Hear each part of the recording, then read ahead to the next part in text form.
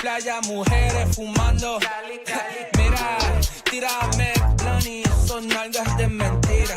Tan brinda, que chimba, colombiana linda. Siempre con los ojos rojos de Cali, con mi amiguita Mari.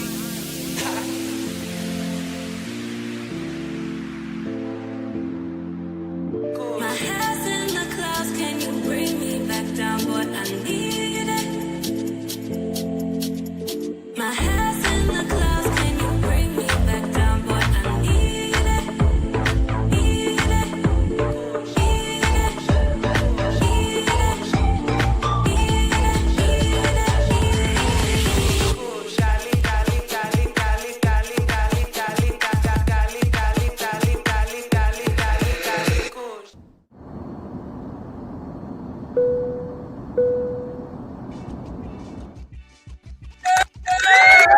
Shout out, shout out, shout out, all you men. Shout out to all you men and the ladies that dare to tread this channel. Shout out to all you guys that are here with Andre and Andre's Love Crossing Borders. Glad to see you, gentlemen. Glad to see you, gentlemen, here. We got a doozy tonight. Oh, we got a doozy tonight. We're going to listen in for one of our fellow YouTubers that's been out there in Thailand for quite a while. And he's going to be giving a commentary on what he's noticed about the ladies, the Western women that are now looking to leave Thailand because they can't find the love that they're looking for. They thought when they saw that you guys were going out to the Philippines and Korea and Thailand and Malaysia and Bali, well, they thought that they could find love too. And come to find out, they cannot find it as easily and as readily as you guys have.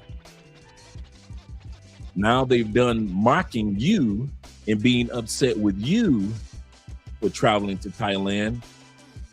Well, a lot of those women are starting to realize maybe they should go somewhere else. Doesn't matter what race that they're from. There are white women that are going through this, black women, as well as other women that are going through the problem of enjoying the country of Thailand, but not finding any love in Thailand. And that's the problem. Once again, these women are enjoying the people, the culture, the foods in Thailand. But when it comes to Thailand and finding love, well, they have not loaded or boarded the love boat like they thought they would. We're going to talk about that tonight. But before we do, shout out to all you guys here with Andre and Andre's Love Crossing Borders.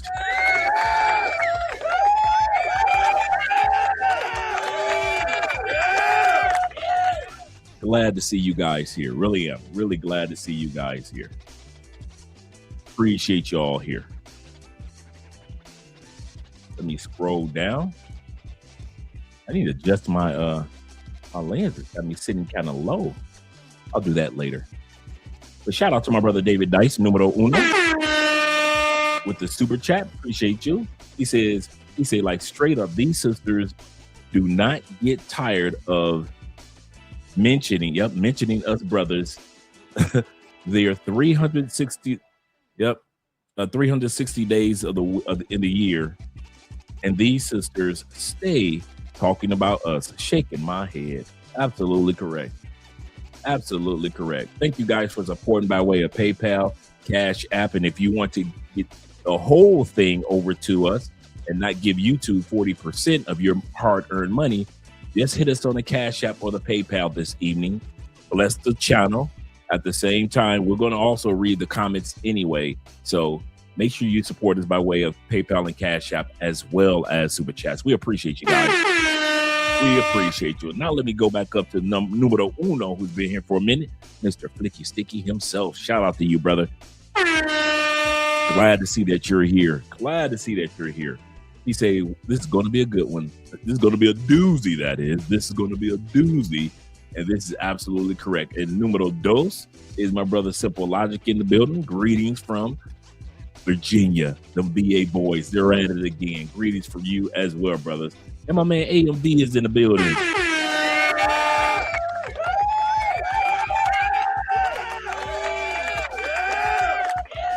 Glad to see you here, man. Glad to see you here. He said, my answer, because of the issues, is that women are not where they go. This is true. This is true. My answer, because the issue is these women are not where they go. That's the problem. Kenny Peoples in the building, gentlemen. Kenny Peoples is in the building. Kenny says this. He said, good evening, Dre. He said, I caught up with the Python. He said, I see. I will get an A beforehand. Shout out to you, brother. He said, got a C. He said, before it's all over, I'll get an A beforehand. Spring break busted my tail. Thanks to my tutor, I got a tutor now, so I'm excited. Couldn't do it without him. That's how I feel right now. With my tutor that Theo has introduced me to, I couldn't be doing this without him. Shout out to all you guys that are tutors and assistants and group leaders and all who volunteer their time to make sure the rest of us get our cloud certifications. Shout out to you guys. Let me scroll down a little further. We got my brother from the D in the building. You better back the fuck up out my face, goddammit. I'm from Detroit, Michigan. Don't play with me. Don't play with them Detroit boys. You know how we get in public. You know how we get in public. Salute to you as well, brother. Salute to you as well. Hope you are doing good or having a good week. I am. So far, so good, man. I can't complain. And my brother in the building, Enigma, is in the building. Shout out to you. He say, like one. Make sure you like the channel. He say, why are the Western women shaming men who will not date them in Thailand? You know why? You just answered it. Because y'all won't date them in Thailand or the Philippines or in Korea or in Colombia. I just heard a Colombian sister, a beautiful sister, that came down here from the States. And she's complaining just like everybody else has been complaining. I don't know what the women thought. I don't get it. It is, there are women out there that do find love in other countries, but it is not that common. And women are not telling each other the truth about that. I think that's one of the areas that women have all of a sudden who travel and go to other countries aren't telling. They aren't telling the truth about relationships, at least on their end. I know a few ladies that have found love, but I'm just like you guys. I haven't seen it that often. He says this in Thailand because date them in Thailand because that's all they can do is date American men. Western women are incapable of competing, especially with the Thai women. Absolutely correct. Absolutely correct. Got the poor man 313 in the building, another Detroiter. You better back the fuck up out my face, goddammit. I'm from Detroit, Michigan. Don't play with me. Don't play with that man. He's from the D. Don't play with him. What up, though? What up, though, bruh? Shout out to you. He said, everyone ninjas listening. Yes, sir. Shout out to everybody that's listening, man. Shout out to all you guys. Shout out to my brother Nick, who's here this evening as well. Nick says this. He said, good evening, Andre. Salute, chat brother, and salute to you as well, brother. Salute to you as well. Appreciate you. Let's scroll down a little further. He said, can they leave South America also? That will be greatly appreciated. That's true, too. Shout out to my brother Keith Mack, that is, in the building. Shout out to Keith. Glad to see you here. Salute to you as well, sir. Salute to you as well. Glad to see you here, Keith. He said, looking forward to meeting you at the conclave in Vegas. I'm looking forward to meeting all you guys, man. You guys already know you're the reason why I come back to the States. You're the only reason I come back. I love my family and everything that I got in the States. Don't get me wrong. I'm not ostracized from my family. But when it comes to coming back to the States, like for a few days, yeah, I'll come for the conclave. I'll come for you brothers at the conclave without a doubt. So shout out to all you guys who are getting your tickets for the Black Minister Conclave. We're going to start talking about that again this month. He said, I'm going to send it on Cash App. He said, but my name is under Zion. All right, Dave. Shout out to you, brother. And shout out to all you guys that realized to bless us by way of PayPal and Cash App this evening. Like I always say, one of the reasons why I try to send Cash Apps to my favorite YouTubers, I know that they won't get that money until next month. So whatever I give my favorite YouTuber tonight, they're not going to get it for like a month and a half. But when I give it to them tonight, I know I'm blessing their broadcast and I'm blessing them and in their business at that moment in time. And that's why I try to give, I was on the YouTube channel last night watching a young brother and send him a Cash App because I knew he was going to get it that evening. It's going to help him out that evening. Shout out to you. And shout out to 48. What? We got 48 laws in the building once again. We must be doing something right tonight. Shout out to you, brother. Glad to see you're here. He said, what it do? Topic tonight, man. The topic tonight. You know I'm bringing receipts, gentlemen. You know I'm bringing receipts. Shout out to you, brother, with the love, man. I'm going to check out the Cash App and the PayPal in a split second, gentlemen. And my brother David Dice of the Dice family, giving a shout out to the one, the only LJ, the Southern Vegan. Glad to see you're here, brother.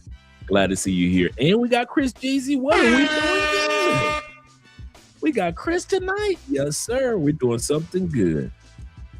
Shout out to all you guys. We got 27 in the building. Click that like button. We like you. Make sure you like us too, because you already know when you click the like button. Oprah coming next. Once I establish this as a place of truth, oh yeah. Oprah's coming next as soon as we establish this as a place of truth. Shout out to my man T in the building. He says this. He said, I traveled to Thailand and had a great time. Love the food and the people. He said, I want to stay the second time. He said, the second time, I really was contemplating on staying. Contemplating on staying.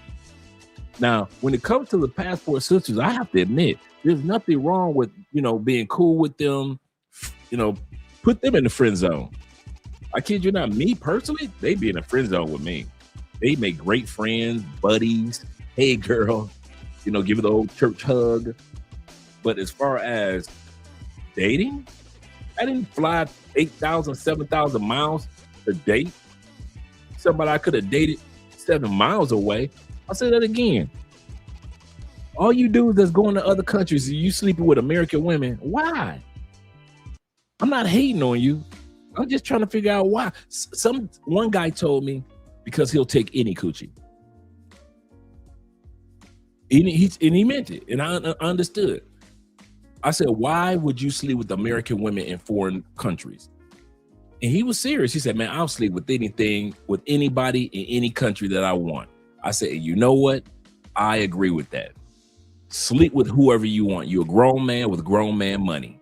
If that's your desire to fly thousands of miles to sleep with the woman that you could have drove 10 miles to see, so be it. Who am I to judge, right? Who am I to judge a man that has decided that he'd rather sleep with American women as in foreign countries? I told him that's not the norm. Most of us are not saving our money up, buying these plane flights, sometimes $2,000-$3,000 plane flights, jumping from one country to the next. Come on, you guys have flown from New York to car, or from California to whatever, to Japan. And then you got to skip another country just to get to Southeast Asia. After all that, the last person that many of us would want to be sleeping with is the females we just left 24 hours ago. Bonnets and all, weave and all, fake baby hair and all, eyelashes and all. You flew all that way just to sleep with American women? You could have stayed in America for that. I never understood that. Shout out to Will once again. He say, salutations, Andre and Andre. Glad Will is here, my neighbor here. He say, please support by way of PayPal, Cash App, and or Super Chats. Treat them with a long-handled spoon. Absolutely correct. In other words, the friend zone. You see sisters from the States, talk to them, speak to them, hang out with them, have something to eat. But treat them like the friend zone. No, I'm not buying you a drink. No, we're going 50-50 on this meal. I'm not paying full on this meal. I know this meal that we're having is only $5. You should be able to afford $2.50. I'm not going to be paying for meals like I'm dating. We're friend zone. We're buddies. Come on, girl. Please check PayPal. I'll be checking it right now, brother. Give you a shout out. And shout out to Will with a $10 love on PayPal. Appreciate you, brother. I really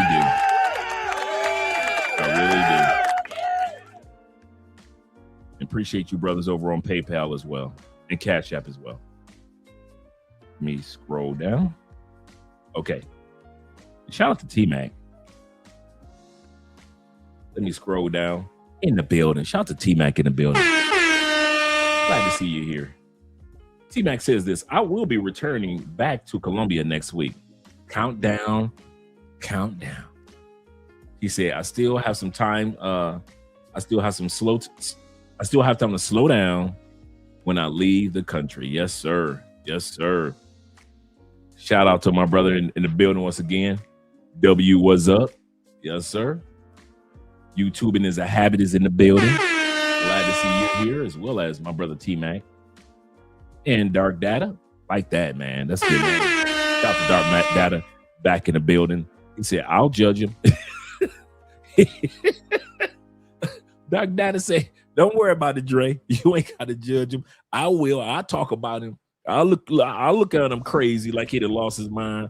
Yes, sir. Shout out to Crypto in the building. Yes, sir. We're going to be doing our annual. I got a couple of you guys I need to get with. We're going to be doing our either this month or next month. We're going to be doing our annual cryptocurrency episode where we talk about the latest that's going on in crypto, everything from the different wallets that's out there to the soft and the cold wallet, all the way to investments that a person should make in crypto. So we have that episode coming up in a few weeks. We do it every year. And there are a few guys that I always have come up, and these guys are excellent when it comes to crypto. So shout out to all you guys.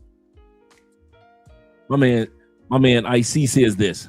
He says, Dre, it is definitely the norm. He said, I was in the Army for 24 years. He said, I spent 11 of those years overseas. He said, we have sex with women, period. This brother was a military brother. I kid you not. He was an ex-military brother. He was like, hey, Dre, I'll sleep with anybody. I ain't lying to you. I'm sleeping with anybody. He said, if she fine, she gets beat down. That's what he said. He said the same thing. That's why I couldn't argue with the brother, because everybody got their own, their own little thing. So I'm not about to sit up here and shout down the brother. That's what I told him. I said, I'm about to sit up here and argue with you about who you enjoy. Enjoy it, brother. Shout out to my man Don, aka V. Don JP in the building. He said, good evening, Andre and Andrea. He said, chat family, hit you up on the replay. Okay, cool. Shout out to the replay crew. And Dave says this. He said, Dre, are you going to do a stock episode on investments I don't have crypto. I'm sorry. That's a good idea. Let me write that one down too.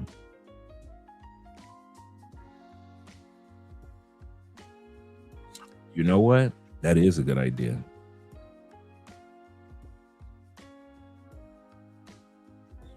Because I'm in a few investment WhatsApp groups. So I reach out to some of those guys, and those guys are serious about their investments. Especially with the emergence of AI and all this technology and investments to put into that as well. So yeah. Let's get started and continue. I think I got Bobby Coltrane of the Coltrane family. Hello, gentlemen. Hello, Bobby. He said, How's everybody doing? Just checking in. We're having a good evening. So far, we're about to have some fun. We're about to have some fun in the next 30 seconds. We got 41 in the building. Shout out to my brother Bonson in the building. Glad to see you here. He said, man, this is low-hanging fruit, Dre. Low-hanging fruit. The brothers doing this don't think highly of themselves if they're just reaching for the low-hanging fruit of the American women in other countries. Are just about smashing. He say these are the same women that bad-mouthed black men. Absolutely correct. It don't make sense. And that's my opinion. I agree with you on that. The same women that want you to sex them are the same ones that will go on social media and talk about you like you're a raggedy dog. That's the part that I don't like. That's the part that I don't like. You sleep with them and they talk down on you like you're a dog. That's the part I don't like. But shout out to you guys. And like I said, every man has his, like I said, I understand what the military brothers, some of you military brothers have to say about it. I keep my mouth shut. Let's get ready to get started with tonight's topic. I won't be keeping you guys long. Make sure you guys subscribe to the YouTube channel, Better Bachelor. Shout out to him. He did a great job in regards to this.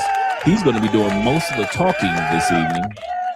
And I'm going to be the one bringing receipts confirming what he's talking about. So thank you guys for supporting the channel tonight, as well as subscribing to Better Bachelor. Good afternoon. Thanks very much for joining me today, guys. A very interesting thing is happening on X and on Facebook and many of the other social media platforms, and this has really flared up in the last week or two.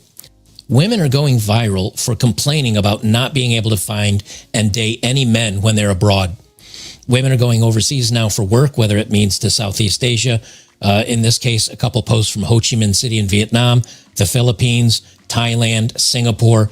Many of the women that are westernized women, white usually, and probably overweight and full of attitude, they're going overseas and they're finding out that not only will the Asian men not date them, but the Western men that are there for work or other reasons will also not date them because, well, the Western men have these petite, feminine, attractive Southeast Asian ladies to date, and they're preferring them over the entitled, angry, overweight white women. And the women are kind of crashing out about it. They're especially crashing out because they realize the Southeast Asian men don't want them either because they really don't have anything to offer that those men want. So the minute that women get out of the Western culture, they take their attitudes and their personality with them, and then they quickly discover that nobody else really wants them. And the women are starting to understand why men are selecting the Asian women over themselves. And it has nothing to do with necessarily looks, but it has to do with the fact that they're slim, they're healthy, they're pretty, and most of all, they're feminine. And most of all, they're feminine.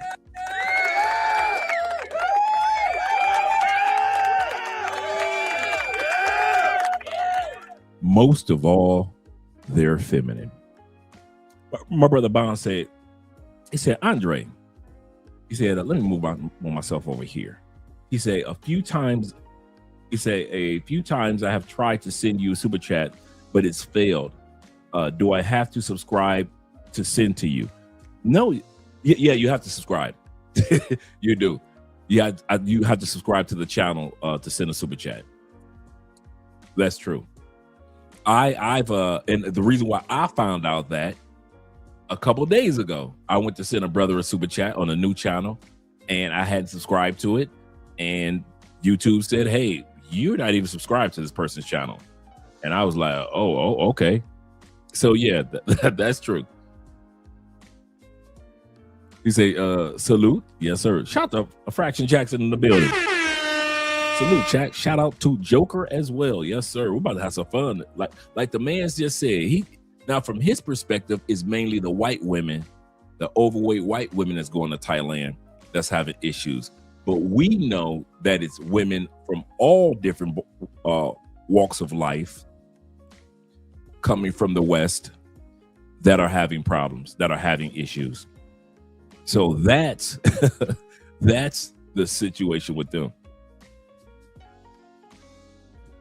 Oh, Yeah, if you have a channel, let us know, man, so we can promote it on here as well. Yes, sir. Let's get back to the video. So the women have really started crashing out about this. I've got 4 or 5 screenshots that are all within the last year. And then we've got 3 or 4 videos that we're going to review about women just kind of realizing nobody wants us. When given any alternative to Western women, nobody wants us. This is the validation these men are talking about when they say, look, when given the opportunity, Southeast Asian women, or really any non-Western woman, is superior to what we're offered here, which is why so many men are out of the dating market. First, we'll start here with just a screenshot. And this is from, I think, about a year ago. And this is on Facebook. But this is from a fexpat. They call themselves fexpats, which is female expat and locals living in Ho Chi Minh City. And this woman says, hey, ladies, myself and a few other girls are struggling with the dating scene here. Does anyone have any tips or on places to go or apps to use? And 5 women replied basically saying, give it up. There's nothing here for you. Now, obviously, since this is Facebook, I can't click on the profiles to see what these women look like. But every one of them says, move. It's not the place to be. A different one says, agreed. A different one, so true. A different one, the unfortunate truth. When I signed my contract extension for work, I said to myself, I guess I'm signing on to be another year single. Another woman said, agreed. All these women are basically realizing when given any opportunity, no one chooses them. He's absolutely correct. That reality hits hard, doesn't it? That reality hits hard. It's one thing. Let me turn the music down a little bit. It's one thing to see the men, to watch you men traveling and working overseas in many cases, military guys. It's one thing to see you men find relationships, find women to date, find marriages. And it looks so easy when we do it compared to how it looked back home in the West. I'll say that again. It looks so easy for many of us to build relationships with Colombianas, Brazilian women, the Venezuelan women, Peruvian women in Africa, such as O'Shea Duke Jackson and Austin Holloman, men that are in Europe that are enjoying themselves, brothers and others.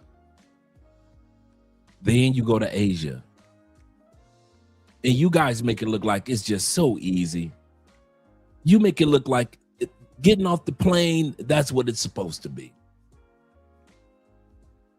So the women feel like in the West, anything that a man could do, we could do. And they're finding out that that's not true. It's not true because thousands of years, we're going to look at, I'm going to talk to you about at least 3 things. The reason why women are having difficulty, first, we've had thousands upon thousands of years head start when it comes to approaching somebody that's a total stranger. Thousands of years, men have walked up on total strangers and said hello. Tens of thousands of years, men have walked up to other men and other women and shook with a handshake or greeting. Men are used to being accepted by approaching. Men are used to being rejected, but by approaching. So we've had thousands of years of practice of whether somebody accepts us or whether they reject us. We know how to move on. We don't let it move us. Women don't have that. There are women that are going on flights that have never approached a man a day in their lives. Landed in Thailand, never approached a man a day in their lives. I'm a hot chick in my country. I'm too sexy to approach a man. Cool. Only one problem. You're not in your country. That's the number 2. Men realize that there is no problem with approaching women in most countries that we go to. There's no problem. We approach women in our country, we approach women in other countries. Women don't realize if you don't have a history of practicing approaching people and getting to know people on a romantic scale. I'm not talking about friends. I'm talking about if women don't have the practice of approaching men in their own country for hundreds, even thousands of years, what makes them think that they could just get on a plane and fly to another country and it's just going to all fall in place? It's not that all women are unapproachable. It's that most women don't have the practice of even approaching a man in regards to romance. Number 3 reason, competition. Most Western women have been coddled, in other words. They've been coddled. What do I mean by that? Everybody gets a participation prize in the United States, in Canada, and UK, right? Everybody. The big girl, she ain't got to go to the gym. Why? Because the skinny girl or the fit girl gonna tell her, you girl, you look good. You go, queen. If women can't find a girl to tell her, a LGBTQ male will tell her, you are a queen. Slay, queen, slay. Slay like Beyonce. So in the West, women feel like there is no competition. How many times have we watched Kevin Samuels ask a woman, rate yourself from 1 to 10? You can't use 7. I'm a 12. I'm a 10. I'm a 9. You are literally looking at your cell phone or your computer screen and you're telling yourself like, that woman is a 3 all day long on the marketplace. Who told her that she is in competition with the Kelly Rowlands and the Rihannas? American Westernized society. Women don't know that this is a competition. I mean, literally. Most Western women don't know this is a global competition. If you don't say anything to him, don't worry. There's a Thai girl that will walk right up on him, a Thai woman that will walk right up on him, a Filipino woman that will walk right up on him and say hello. Because they know this is a competition. I'm not cooking for him. Don't worry. The other woman will, because she knows there's a competition. I ain't sucking nothing. Don't worry. You ain't got to suck nothing. The other woman will, because she knows this is a competition. So women don't have a history of walking up on men and speaking. Women don't realize that if they aren't successful in their home countries when it comes to relationships, 9 times out of 10, being in a new country with a new language, you are not going to be successful, especially if you have a history of having to wait on men in the States. Just imagine how long you'd have to wait on men in another country to approach you. And third, they don't realize it's a competition. See, men realize that. As soon as we get off the plane, we realize we're competing, first of all, with our white brothers. Let's be real. We're going to talk real tonight. We know that as men of all other races, brown, yellow, whatever you want to call us, right? We know that most women have this subconscious worship that's been promoted by propaganda throughout the last 400 or 500 years, that if it ain't white, it ain't right, right? So men ain't dumb enough to sit back and say, we ain't got no competition. We know that the white brothers, shout out to the white brothers, white boys are our competition. Now, that's not a bad thing, because men are used to competing, whether it be in sports, whether it be in the market, investments, whatever it is. Men understand that in this world, there is competition. And not everybody gets a participation prize. If you lose the championship, you train and come back for the championship again. That's how the Super Bowl works. Super Bowl is nothing but men trying and trying again, and then try it again. Even if you won a Super Bowl, treat it as if you've never won it. Men understand competition.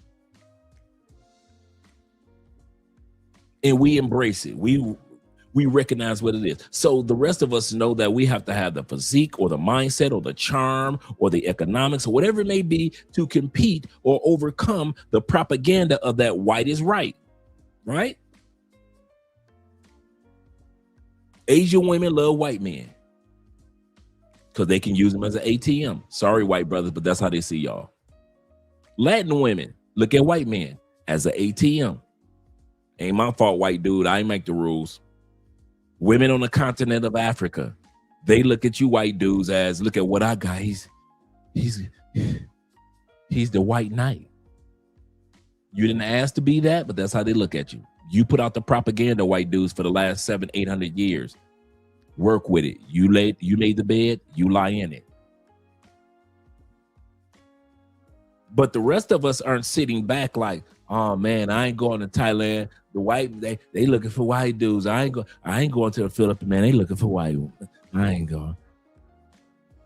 The rest of us are like, shh. I'm gonna get just as many women as the white dude. F the white dude. If the white dude get women, cool. But guess who else about to get women? Us. And the rest of us get on planes and we compete. Women don't have that in their DNA. They'll compete a little bit in the States against each other with a form of jealousy and envy. But when it comes to competing with a Thai chick who cooks, who cleans, who's sexy, who stays in the gym, who stays fit, who comes from she's very feminine, she's very soft-spoken, and she comes from a good family, women that are going to Thailand and from the States or any other country from the States, they're realizing, oh my God, I cannot compete. Absolutely correct, brother. You and I were on the same page. They can't compete. The competition is none. And those are the three things that women are starting to realize, that they can't compete. Will says this. Shout out to Will. Will says, Dre, thanks for that us thing. Absolutely correct. He say foreign ladies will start a conversation and hit on you. Absolutely correct. Or not say U.S. thing. Yeah, that's a U.S. thing. Absolutely correct.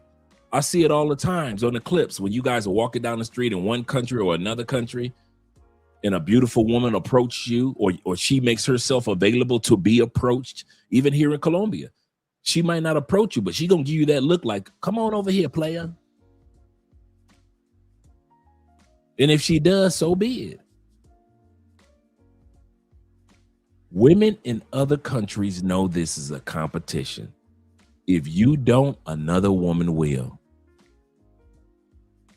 Men, no matter where we are, we understand competition. I froze up for a second, Nate. Thank you for letting me know. Looks like I'm a little better now. Thank you, brother. Says facts. Prove what we've always known. Men have always been the prize and always will be, even men in other countries. And that's why these women are complaining, because the men in other countries are the prize as well. The men in other countries are the prize as well. And women are not, women from the West don't realize they've got to compete for the prize. Shout out to my brother E-Man in the building. And my brother Pharaoh Ishmael. He says this. He said, I'm struggling with sending a super chat. It's like the anti freedom of speech. I can always send a cash app too, gentlemen. You see it scrolling at the bottom. I'll read your cash apps as well. I don't know what's going on with the super chats. Everything should be fine. But you know YouTube. You know YouTube. We all do. Nate says this. He said, I noticed that the ladies in Colombia will say hi back to you, at least speak back to you. Absolutely correct. In the States, it's not the same. That is true. In South America, if you say hello to a person, they will at least acknowledge and say hello to you. And then you can start the conversation from there.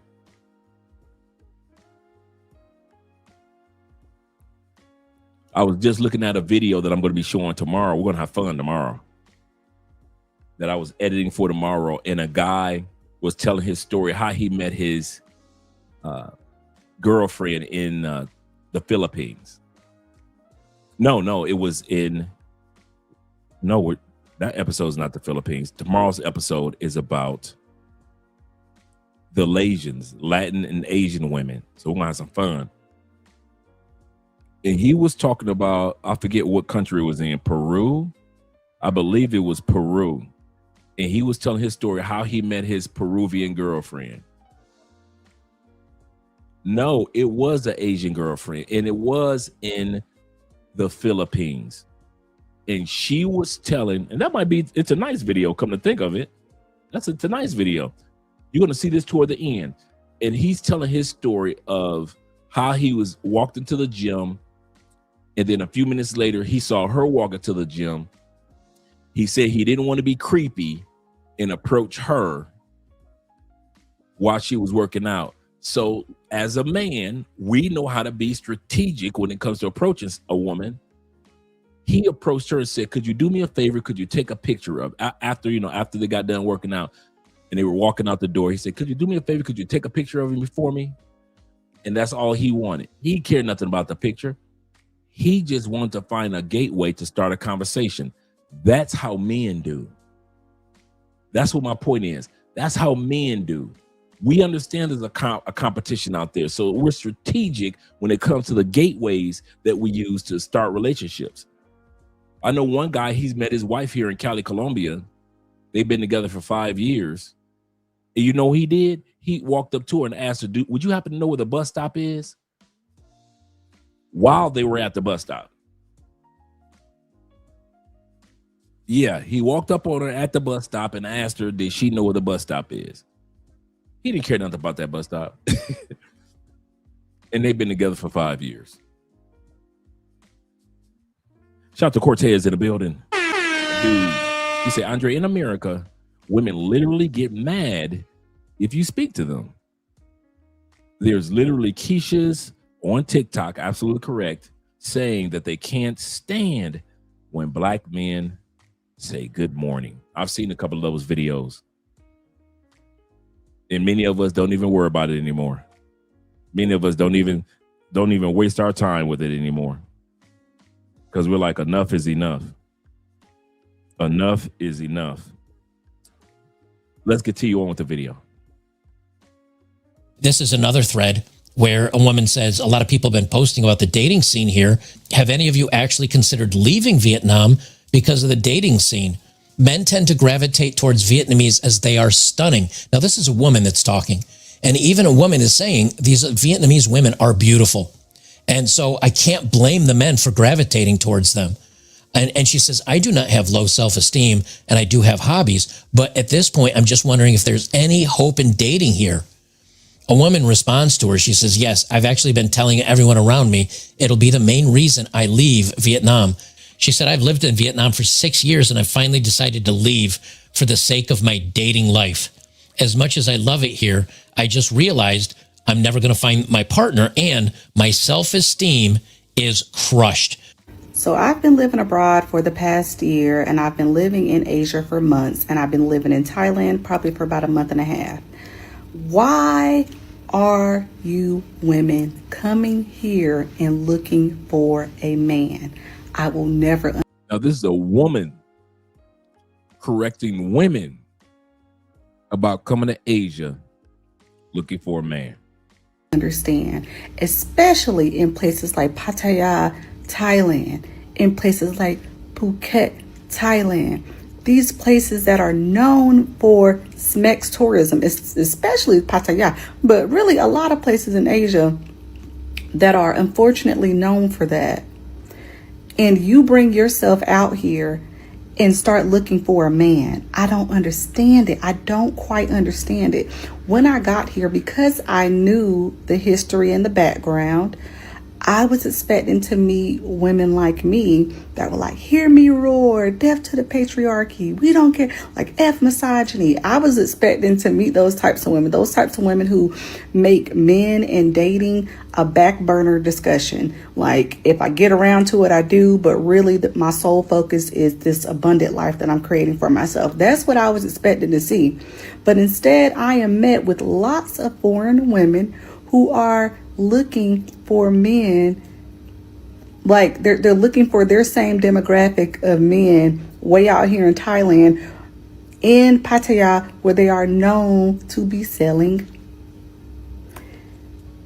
and a lot of lady boys who are selling, and those men are buying it. I have seen it with my own two eyes. I have lived all over thus far, and I am watching them walk those lady boys from downstairs from the lobby up to the elevator and all the way to the room. I have seen it. So I need y'all to start questioning yourselves whenever you think about moving abroad as a black woman. I'm from America. I'm from North Carolina originally. When you start deciding that's something that you want to do, start considering. It's not for everybody. Actually, you just end up losing more money. To be honest, it's really about the fact that it ain't enough good dudes to go around. And it's like you, one of y'all, statistically speaking, ain't gonna win. Y'all got a whole friend group. All you bitches is fine. Maybe one of y'all is gonna actually get a good one. And the rest of y'all just gonna be fucking this nigga, then fucking this nigga, and fucking this nigga, and then hopping from this relationship to this relationship to this. And that's gonna be you until don't nobody want you no more. And then you're gonna have to settle with something you don't even want. Right. And most likely, that's what's gonna happen. Or if one of y'all would just share, but girls don't like that. They wanna, look, I got my nigga and you ain't got shit, bitch. What is the biggest misconception most people have when dating multiple women? They think it's just orgy all the time, just threesomes and just all the time. But it's not, people think that it's just gonna be just like, it's not gonna be like that, bro. And to be honest with you, you don't, as the man, you don't really get much. It's not for everybody. Have you been approached by a Thai guy? Yes, yes. It was pretty creepy Thai guy at the market. He was a bit mesmerized by me. And I let him just walk past me because he was a bit creepy. And then I went to an alleyway and I shaked him off. But You see how she said that? Have you ever been approached by a Thai guy? It was a bit creepy. He's not the type of man I wanted. If the type of man she wanted would have approached her, it wouldn't have been creepy.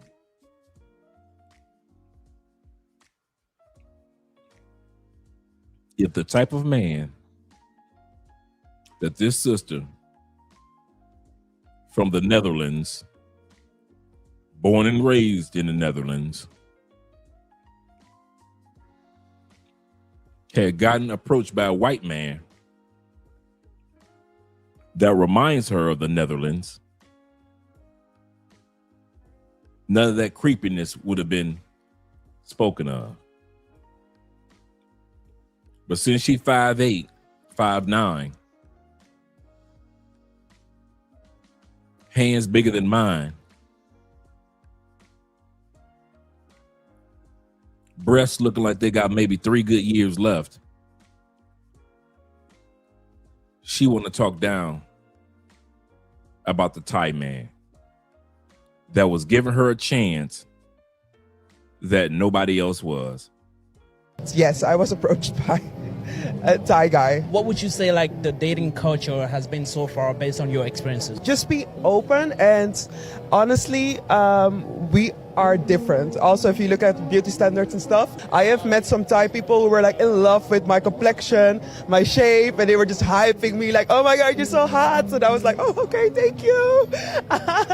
So just be open. That's what I can say. Just be open, be yourself, and let your energy speak for you. Where are you from? I'm from the Netherlands, Amsterdam. No, my parents are from Suriname. They're both born in Paramaribo, so represent. You have Instagram or TikTok? It's Soraya Cristina with double A, SORAYA, CHRISTINA. That's the Instagram. Girls in Thailand, please talk to me. what is the dating situation like in Thailand? Because I've been here a while now, right? And I'll be honest, I would love to meet a wonderful, kind, wholesome, respectful, sweet, funny Thai guy. But I feel like they're either hiding, they're terrified of me as a foreign girl, or they're just not interested.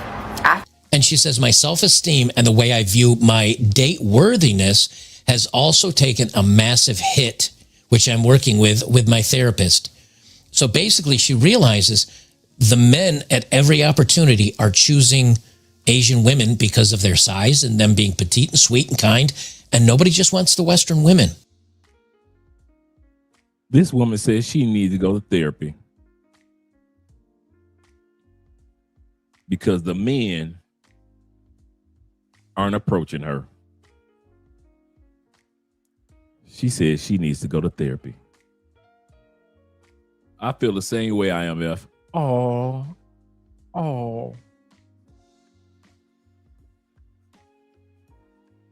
She's saying because y'all not giving up the good love, the good. Y'all not giving up the good love. Y'all saving it for the Thai ladies. She's not only going back home, but she's in therapy right now because you're not sexing her down and giving her babies have caused her to have low self-esteem.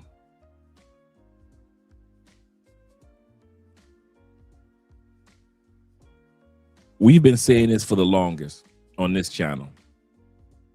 When it comes to relationships, and I mean this, and I'm not being facetious or harsh. When it comes to relationships, I would highly recommend that the ladies in the West go back to the West. If you're from the United States, try to find somebody from Canada. Try to find somebody from Western Europe, Australia,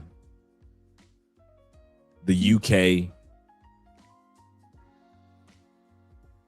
But if you think that you're just gonna pop over to another country, I've seen, and I mean this, I've seen attractive women lose self-esteem coming here to Colombia. I mean, I've seen some very attractive sisters come from the States, make it down here to Colombia, and their self-esteem is shot. Because in the States, she could put on some Crocs and a bonnet, but as long as her face card is good, y'all gonna look for her. And so she ain't had to put in no work in the States. Now, here in South America, the way these Brazilians dress, these Venezuelans dress, these Colombians dress,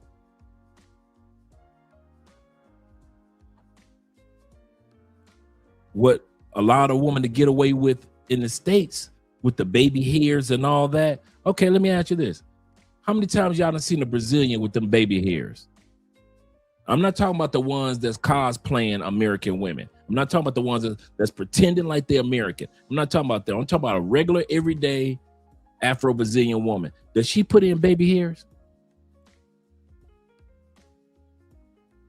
What about you brothers that's been to Peru? Have y'all run across anybody with them ugly baby hairs or them long eyelashes on a regular?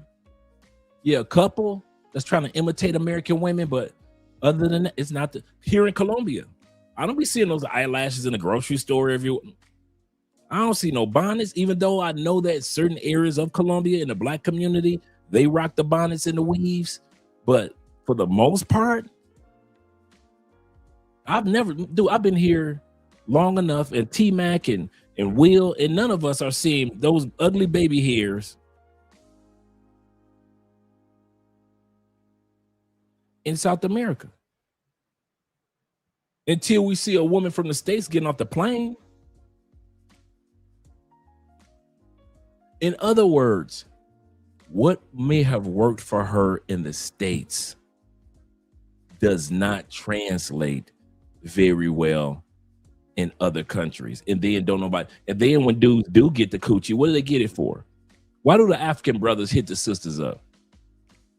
Either for the green card or for the novelty. Some dudes are hitting American women just to sit back and say, yeah, I was smashing this American chick. Men think the same way around the world. We be doing that. Come on, guys. When a woman comes from another country to our home country, we do the same thing. We do the same thing. So do realize that these women can't compete. The entitlement and the delusion. Dre said, shout out to Dre in the building. He said, I went to Cali for a month, didn't see a baby hair or a bonnet. Even black women on the east side of Cali. So, hey, shout out to Ronan Travels in the building. Glad to see you here, as well as Black Chairman. But let's continue on with the video. The brother's giving us commentary of all of Southeast Asia and how these women are, basically dropping the bag. Shout out to Will and Class 7 in the building. Yes, sir. And 48 Laws says this. He said, I'm going to miss the conclave. He said, I will be training for career progression. Yes, sir. Yes, sir. I appreciate what you're going to be doing. Get that money. Get that money. I have a couple of other screenshots here that I could go through. I won't bother you, kind of get the idea. And then we have some video, and this is from Anti-Feminism in Australia. This is the guy that posted this, and he says, narcissistic Western woman in Thailand thinks she can compete with Thai women. And this is a 38-year-old woman that is now arguing her point about why Western men should choose her instead of an attractive, young, beautiful, petite, slim, kind, or at least seemingly kind. I know some of you Southeast Asian guys will say, oh, they're not really kind. They're just tricking you. Okay, true enough, true enough. But compared to Western women, all women in the world are kind, if we're really going to be honest about it. Anyway, she goes on this tirade about why we should date Western women instead of the slim, beautiful Southeast Asian women. It's not going well. They're all crashing out. They're very angry about it. Before I play the video, let's hear from today's sponsor, rumble.wallet.com. Today's sponsor is Rumble Wallet. You may have seen the conversations happening online lately. Censorship is back, and it's happening everywhere. Looks like Rumble's got a crypto wallet. Shout out to our brother Fadi in the building. Fadi says this. He said the real question should be not why women are shaming men, but why are men paying attention to them to begin with? That is so true. That is so true. That's so true. I don't waste my time, man. Where platforms are controlling narratives and pushing the stuff they want us to see, but we need to fight back. Rumble's the only company that has stood the test of time and deserves our support. On one side, Rumble's challenging big tech censorship, but now on the other side, they've introduced something that will give us protection from the big banks shutting us off. Banks can cancel our accounts and freeze our cards, like they've done in Germany, like they've done in Canada during the trucker protest. So that's why they launched Rumble Wallet, a wallet that no one can cancel, a wallet that supporters can use to instantly tip creators like myself, and a wallet that is backed by crypto. With Rumble Wallet, you control your money, not a bank, not government, not a tech company, not even Rumble can control it. Yours to protect your future and family. You can buy and save digital assets like Bitcoin and Tether Gold in one place. And Tether Gold is real gold on the blockchain with ownership of physical gold bars backing its value. It's not only a wallet to buy and save, it also allows you to support your favorite content creators by easily tipping them with a click of a button. There'll be no fees when you tip my channel or others over on Rumble, and we actually receive the tip instantly, unlike other platforms where we have to wait for payouts. Support my show and other content creators by clicking the tip button on my Rumble channel. It's wallet.rumble.com. Download Rumble Wallet today, open an account, and step away from the big banks for good. Wallet.rumble.com or search Rumble Wallet in the app stores. And I left a link down below and pinned as the top comment. Okay, so here's the main video. Let me bring this up a little bit larger, and we will enjoy her crash out. This is about 3 minutes, but trust me, every second is absolutely worth it. Because the one thing you can't do, and we've talked about this before in other videos, you can't argue attraction. You can't convince somebody of attraction. The way you know this is all the DEI and the feminists and everybody out there with the body positivity movement saying that these big women that are 300 pounds are just as beautiful and just as desirable as young 23-year-old Scandinavian models. And all the men said, wait a minute, no, that's not true. And no matter how much you shame us and yell at us and call us names, it doesn't mean we're going to find these women attractive. Now, here we are 3, 4, 5 years later, and finally the advertisers are getting it, and women are starting understanding that the body positivity thing is not going to make a change. Men are not going to find them attractive. Also, they miraculously discovered Ozempic, and now they're all losing weight because they know that actually people like slim people better than overweight people. Well, she's going to try to do this convincing. I want you to hear, it's not even desperation that you hear in her voice. You're going to hear anger and frustration. And I can understand anger and frustration, but when you're angry and frustrated about something and the world's not going the way you want it to, there's a couple ways you can deal with it. One of them, which is to stay frustrated and angry and mad at the world, that's not actually going to fix anything, which these women will find out, especially at the age of 38. She's very much on borrowed time. The other thing you really should do is reflect about... Look, 48. Body positivity is doing big chicks a disservice. Absolutely correct. If she's two weight classes above me, two weight classes above me, I don't want to date her. Absolutely correct. Absolutely correct.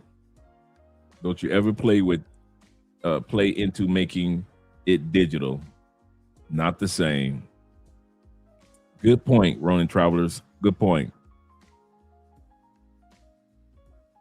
You say, wait, I'm a year older than her. Yeah, she looks like somebody's great grandma. No offense. No offense at all. Oh, your view of the world, reflect on the decisions you've made, and maybe change the way you go about things.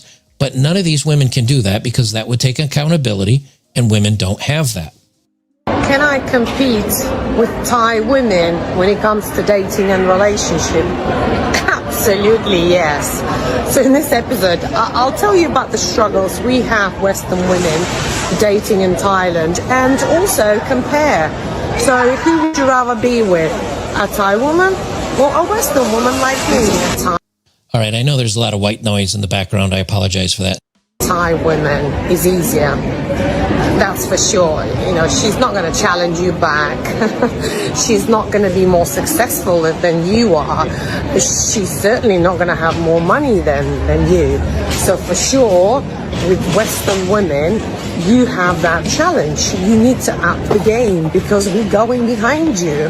You know, we're earning equal to you, sometimes more than you. Of course. Okay, so, and I know there's a little bit of white noise, so I'll quickly repeat what she said. She says, yes, the Asian women are not going to challenge you back. Good. I don't want to challenge. I want someone that is kind and sweet to me. I don't want to challenge. I don't want to fight for the alpha of the relationship. Correct. She's not going to be more successful than you are. Good, because women that tend to start out earning men or get a higher education, 90% of the time leave the men. So that's good. She's not going to have more money than good. She's dependent on me. It means she'll stick around. Then she says, you need to up the game because we're going behind you and we're earning equal or more than you. So I don't want to up my game. I am who I am. You know what I don't want to do? Always feel like I'm in competition with somebody. He's absolutely correct. Even though we know that we're in competition, men, we don't want to feel like the goalpost. I'll give you a perfect example of what I mean. And shout out to Joker. And make sure you subscribe to the Better Bachelor podcast.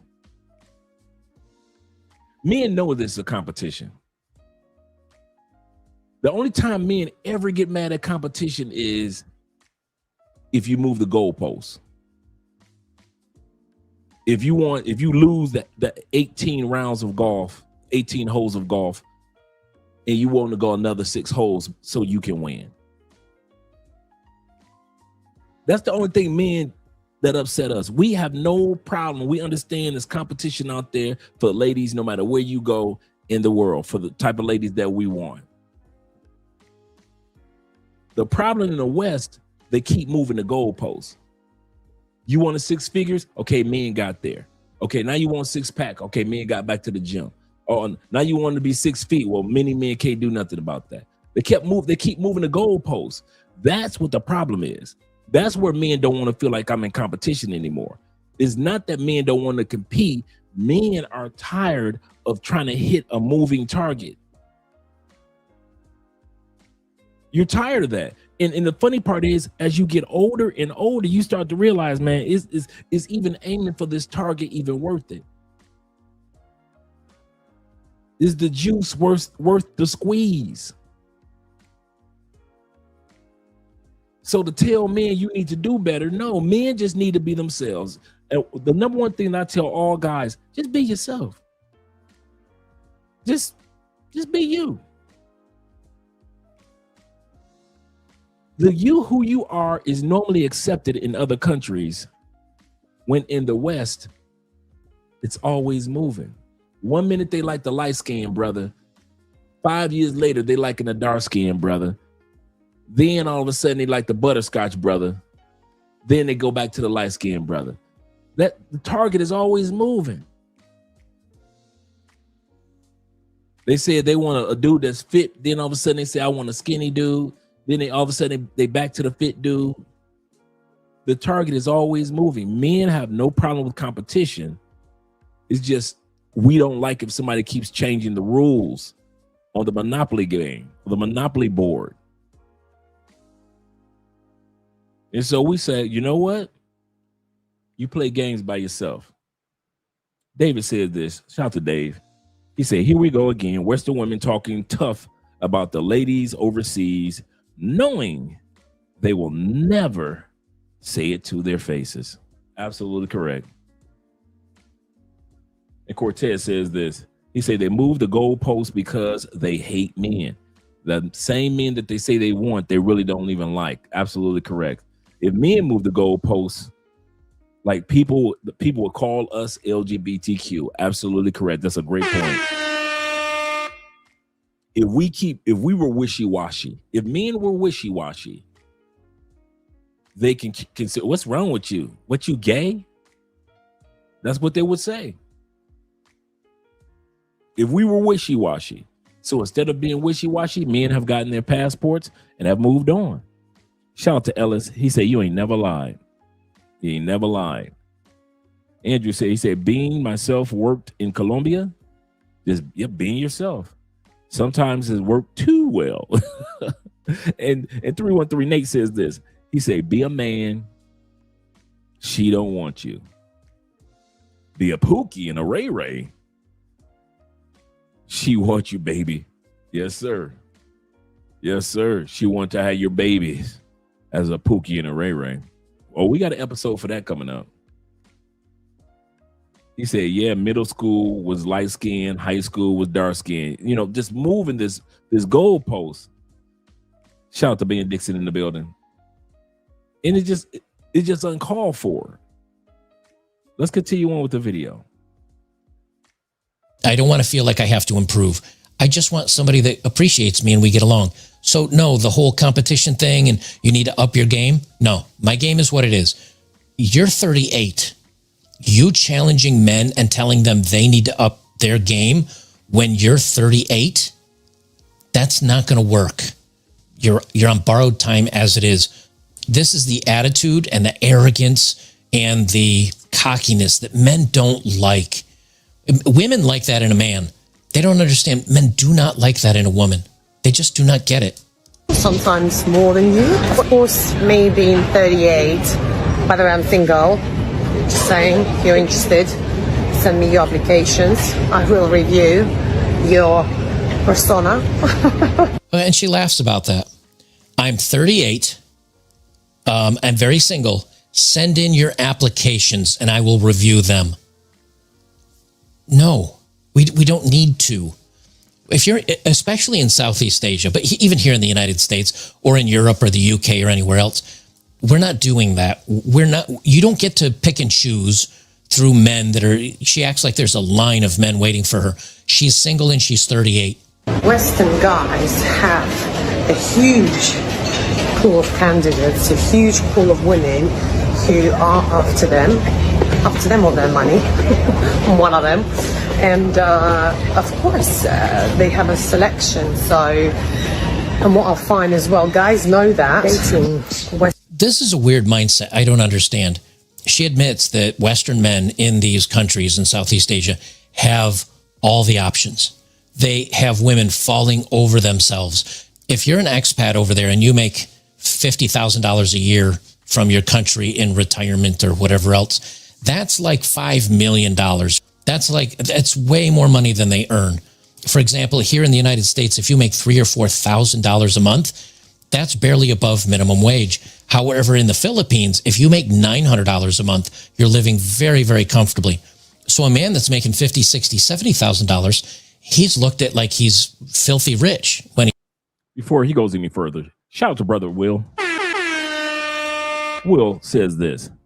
He says, listen, fitness culture alone in Colombia makes American women look huge in comparison. That's true. I kid you not, man. I thought, and I mean this, and I'm not coming at our sisters in the States. I thought our sisters in the States, were heavy set.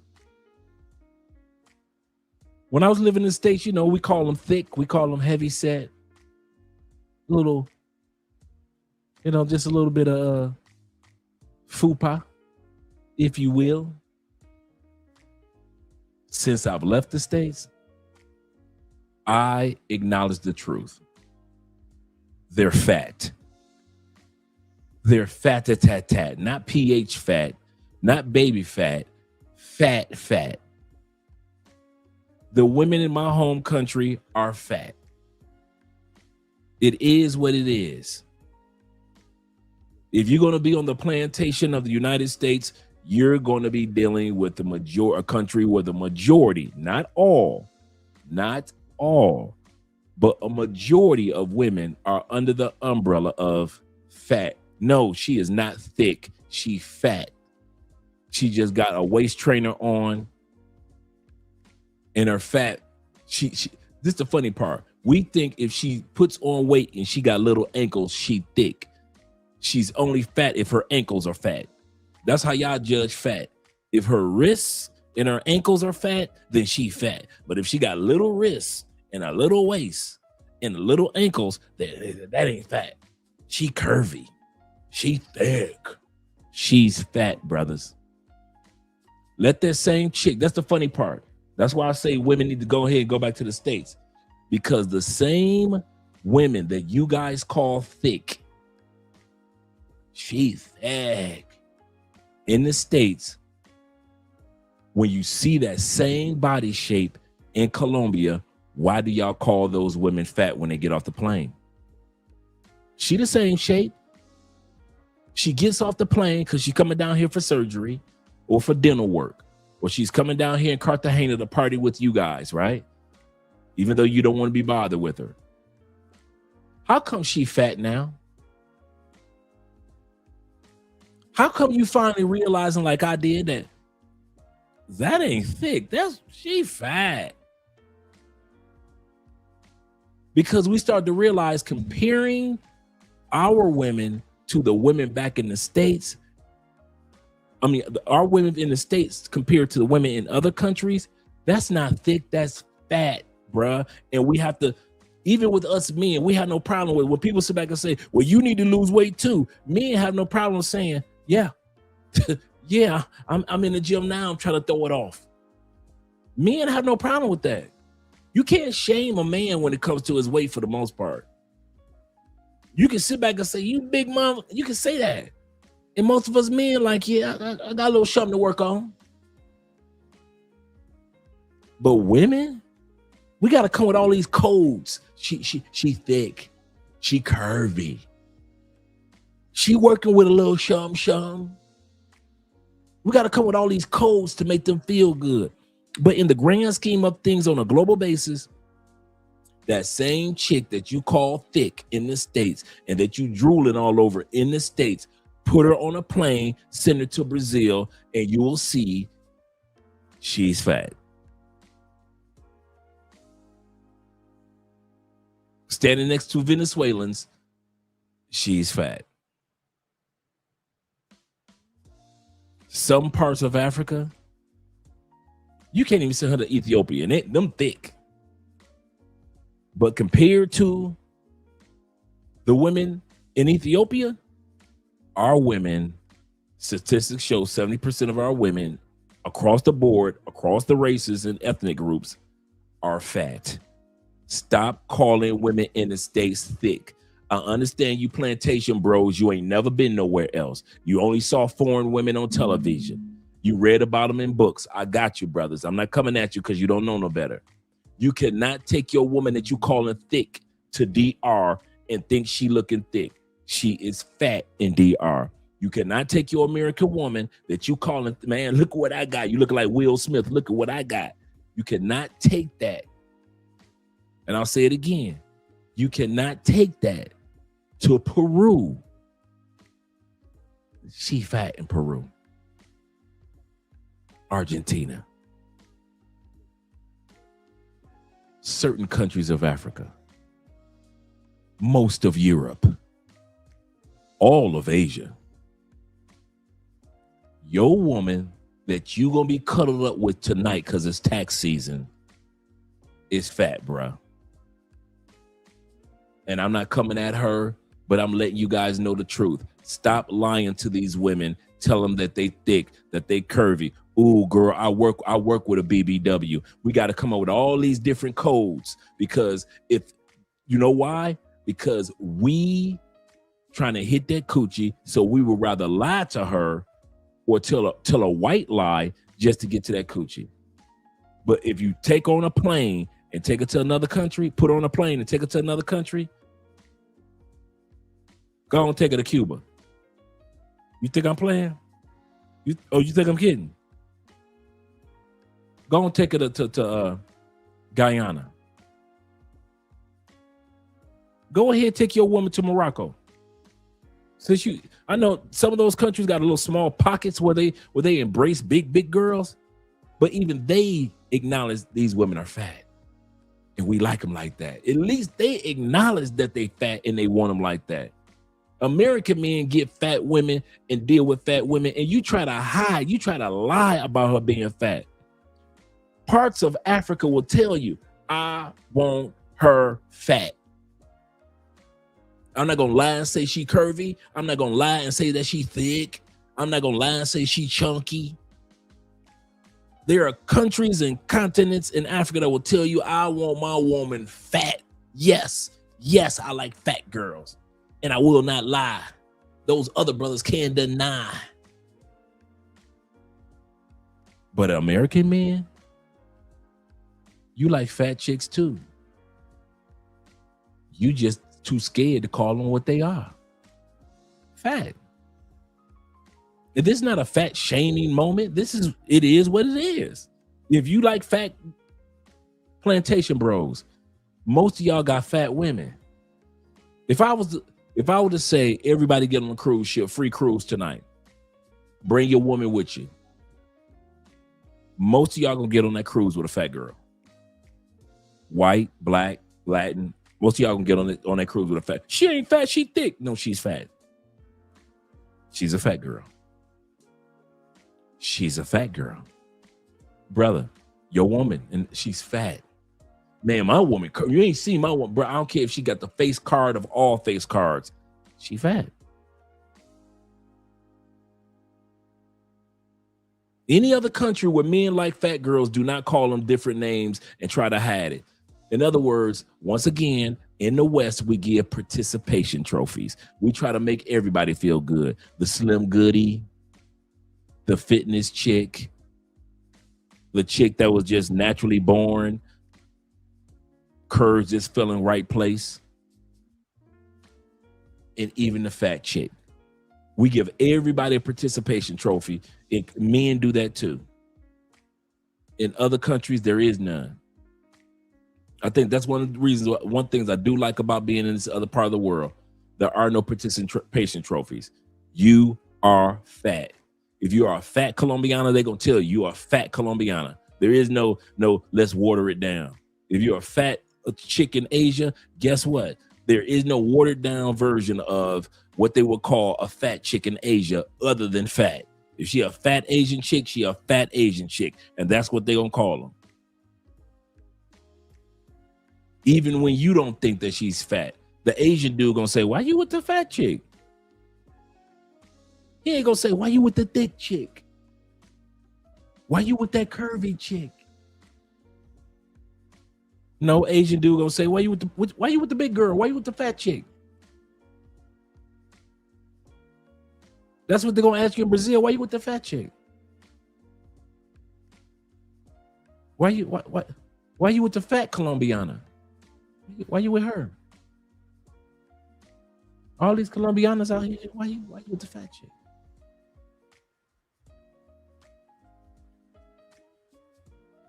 Realize, guys, the only country that sugarcoats it and everybody gets a participation trophy is the United States.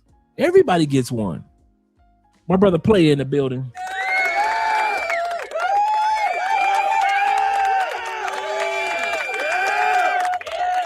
He says this: I was at Rasta Beach in Rio de Janeiro with my boys and some Brazilian women having fun. He said 2 rats from the U.S. came to the beach, or actually 4 rats from the U.S. came to the beach, and not one dude was checking for them. Absolutely correct. They were shaped like a sack of potatoes, turf dirt. And it's not this the funny part or the sad part.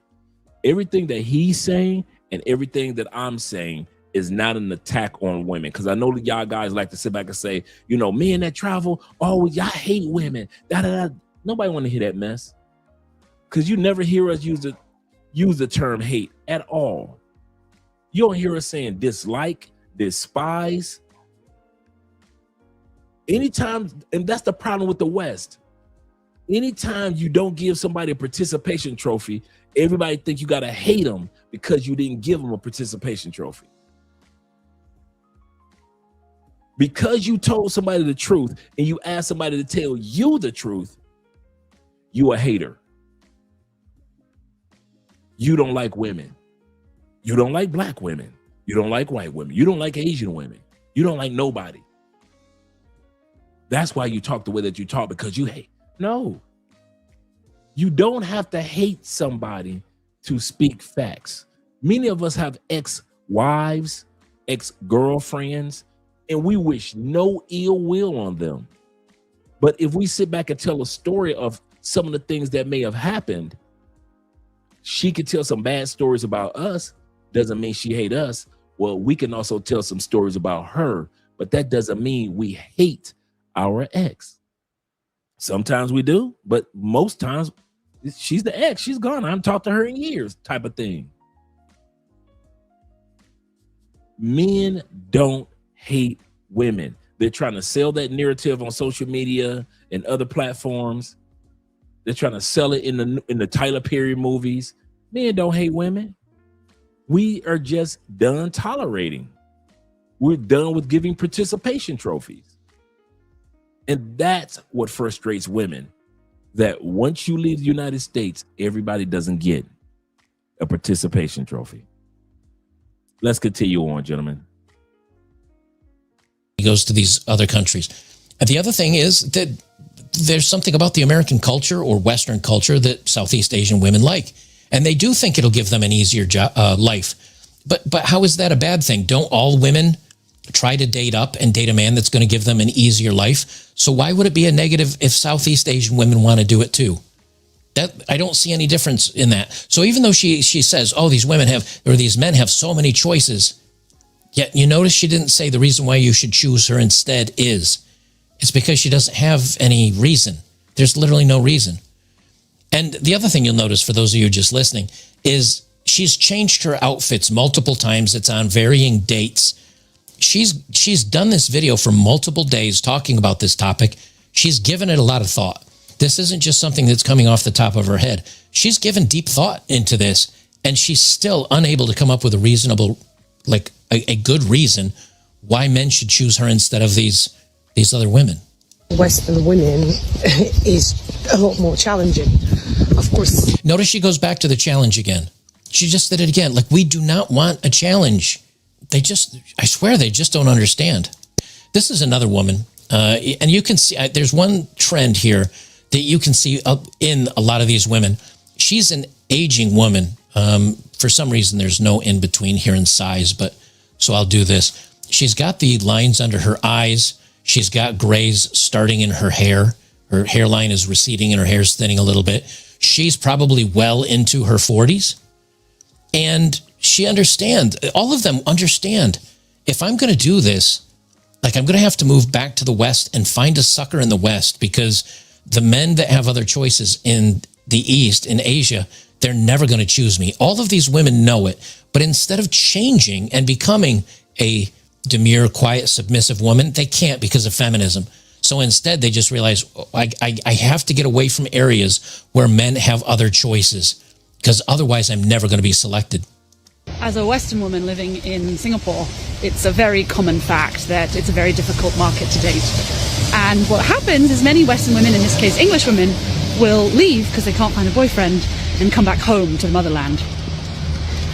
Have I thought about that? Yes. Do I want that to be the case? No. But this Christmas, I may just have a little peek on the dating apps, just to see what the options are like here. Isn't that funny? Let me just rewind it a second for her. Look at her face here. She admit that. Now, look at her face here. No, look at her age. Okay, she's had so many years of finding. When in her younger years, she hasn't been overseas forever. In her younger years, she could have found a man. That man could have moved with her job. But that would probably mean her dating a lesser man, and women won't do that. So she's a stunning and brave career woman that's gone out and done her thing. And now she's in her autumn of her life. She's aging. She's graying. The spring and summer are done. The party years are done. She's in the autumn of her life, and she wants to find a guy to settle down with. And she realizes, given the opportunity, men are so in demand and we're so insufferable, a man will literally choose anybody other than us. So I have to go back to the West to find a man. Guys, I love black men. Okay, so same sister. Yeah. Joy has an experience been. Girl. Okay, so and how long have you? These women are bragging about. Shout out to them. These are ladies that live in Thailand, interviewing each other. And the first thing that we see is the one sister, not an unattractive sister. And she says that she loves black men. I'll say that again. Not an unattractive sister. And she says that she loves black men. Then why are you living in Thailand?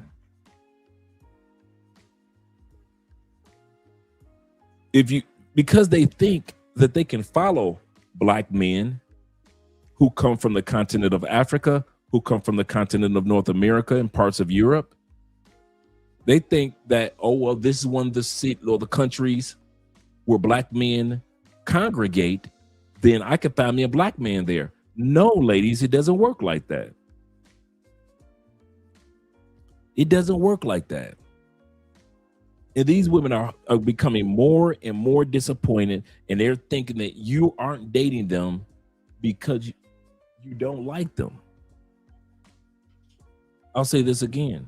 They think that you aren't dating them because you don't like them. That's far from the truth. We aren't dating you, ladies, because we found somebody else we're interested in. Two things could be true at the same time, but it's not in this case. It's not that we don't like you or dislike you, how you like to put it. It's that we have somebody that is better. I'll say it. Some of you guys don't want to sit back and use the term better. Oh, no, I'm not. I don't mean that. I'm dating an Asian chick that she's better than the sisters. Yes, I'll say it. Better than the sisters in the West. better than the white girls in the West, better than the Asian girls in the West, better than the Latin girls in the West. These women in other countries, how they carry themselves, how they appreciate family, how they appreciate culture, how they can cook, how they can support, how they clean, how they make sure your intimacy is good, is better. Because every time you guys are scared to say better, once again, we're giving everybody a participation trophy. Everybody gets a participation trophy. Everybody gets a participation. I don't mean better. I mean better. Like okay, here we go. Let me see if I still got this. Let me see if I still have it. I might still have it or I might not. Give me a second. There's a video I might still have. And if I don't have it, it's okay. But everybody gets a participation trophy. Here we go. I do have mad it. at me for dating. Let me pull it up for a second. This is what I mean. This is what I mean. Let me pull that video up. Row 3. Okay, cool. Let me pull this one down for a second and bring this video up. It's a short video, but it makes an excellent point of what I'm saying about how we as men have been programmed because we live in the West. We give everybody a participation trophy. For dating outside my race, but I was dating outside of my race because they was doing things better than my race. I'm gonna keep it 100. My Spanish, better. Well, not better because I know where she getting ready to go. Not better. See how that goes? He said, I met better outside of my race. I met better outside of my race. As soon as the women said, define better, he's like, I don't mean better. I don't mean better. I know you said they were doing things better. I want to know what better meant. Not better. I'm gonna change that. I'm trying to save you for the I know you people, is. That's for the why I'm culture. saying not better for the culture. There we go. Right, not better. We did. You men on the plantation aren't allowed to say better. You men on the plantation aren't allowed to say that there are women that are better than our women in other countries. There are black women that are better than our black women in other countries. There are women that treat us better. Not that the individual is better, but the treatment and their behavior and their culture in some areas, just some, is better. You black men can't say that. See, a white guy can say that. White guy can easily sit back and say better. Asian women treat me better than white girls, and ain't nobody gonna bat an eye. Latin dudes can go to Brazil and sit back and say, Brazilian women treat me better than Puerto Rican women, my own Puerto Rican women, and nobody's gonna bat an eye. Will bat one eye. But black men, what she just say? For the culture? For the culture? That's why we sit back and we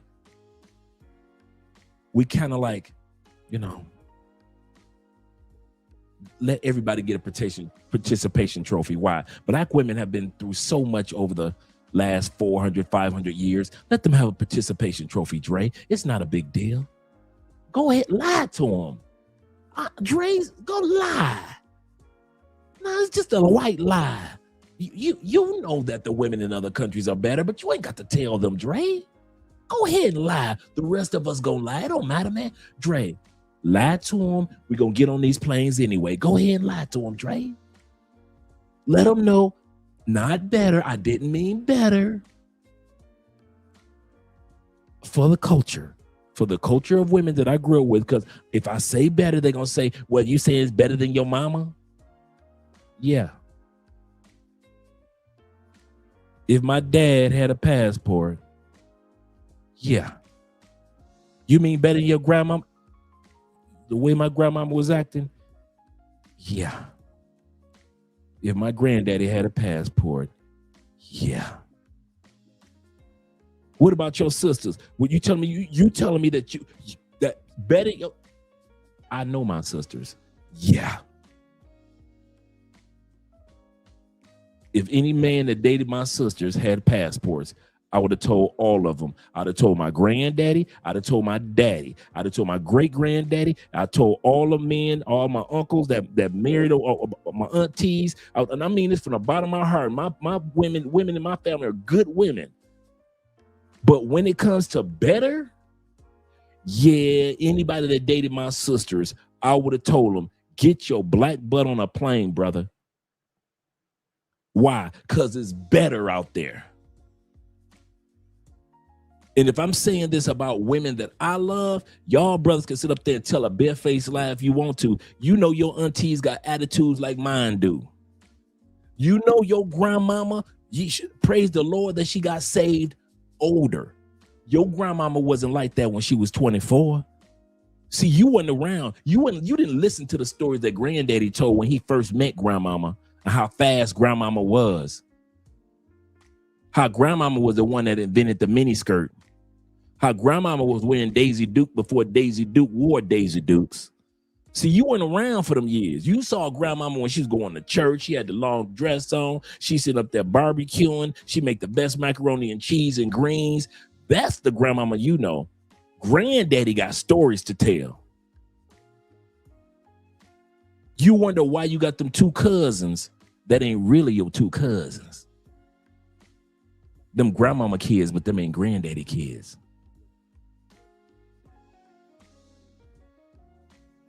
So don't act like I'm the only one that would have walked up to my granddaddy and said, Granddaddy, I got a Christmas gift for you. Here's a passport. Granddaddy, get on up out of here. What you talking about, boy? Granddaddy, get on up out of here now. Skedaddle, scram, Granddaddy. Why you want me to leave, Granddaddy? Because it's better on the other side. It's better on the other side of the hill, Grandpa. In the other land, it's better, Grandpa. It's not just different, it's better. See, we water it down in the States. We'll say, no, it's just different. Here we go, giving everybody a participation trophy. Why?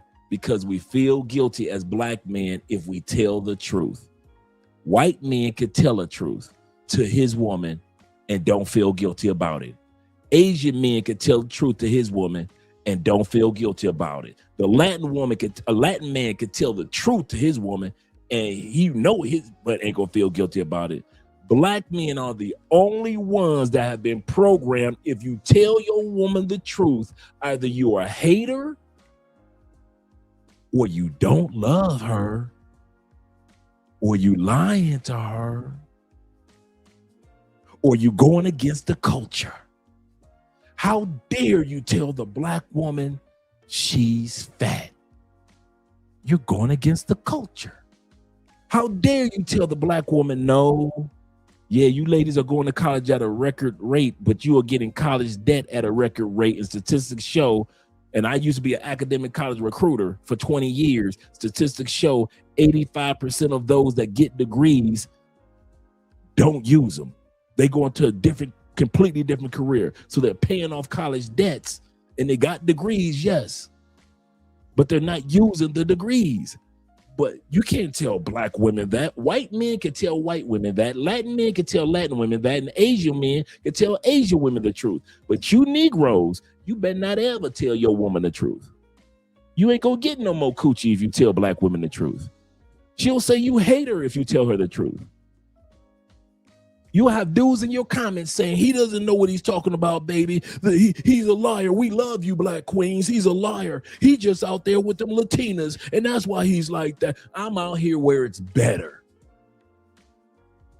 You can water it down if you want to. It's better out here.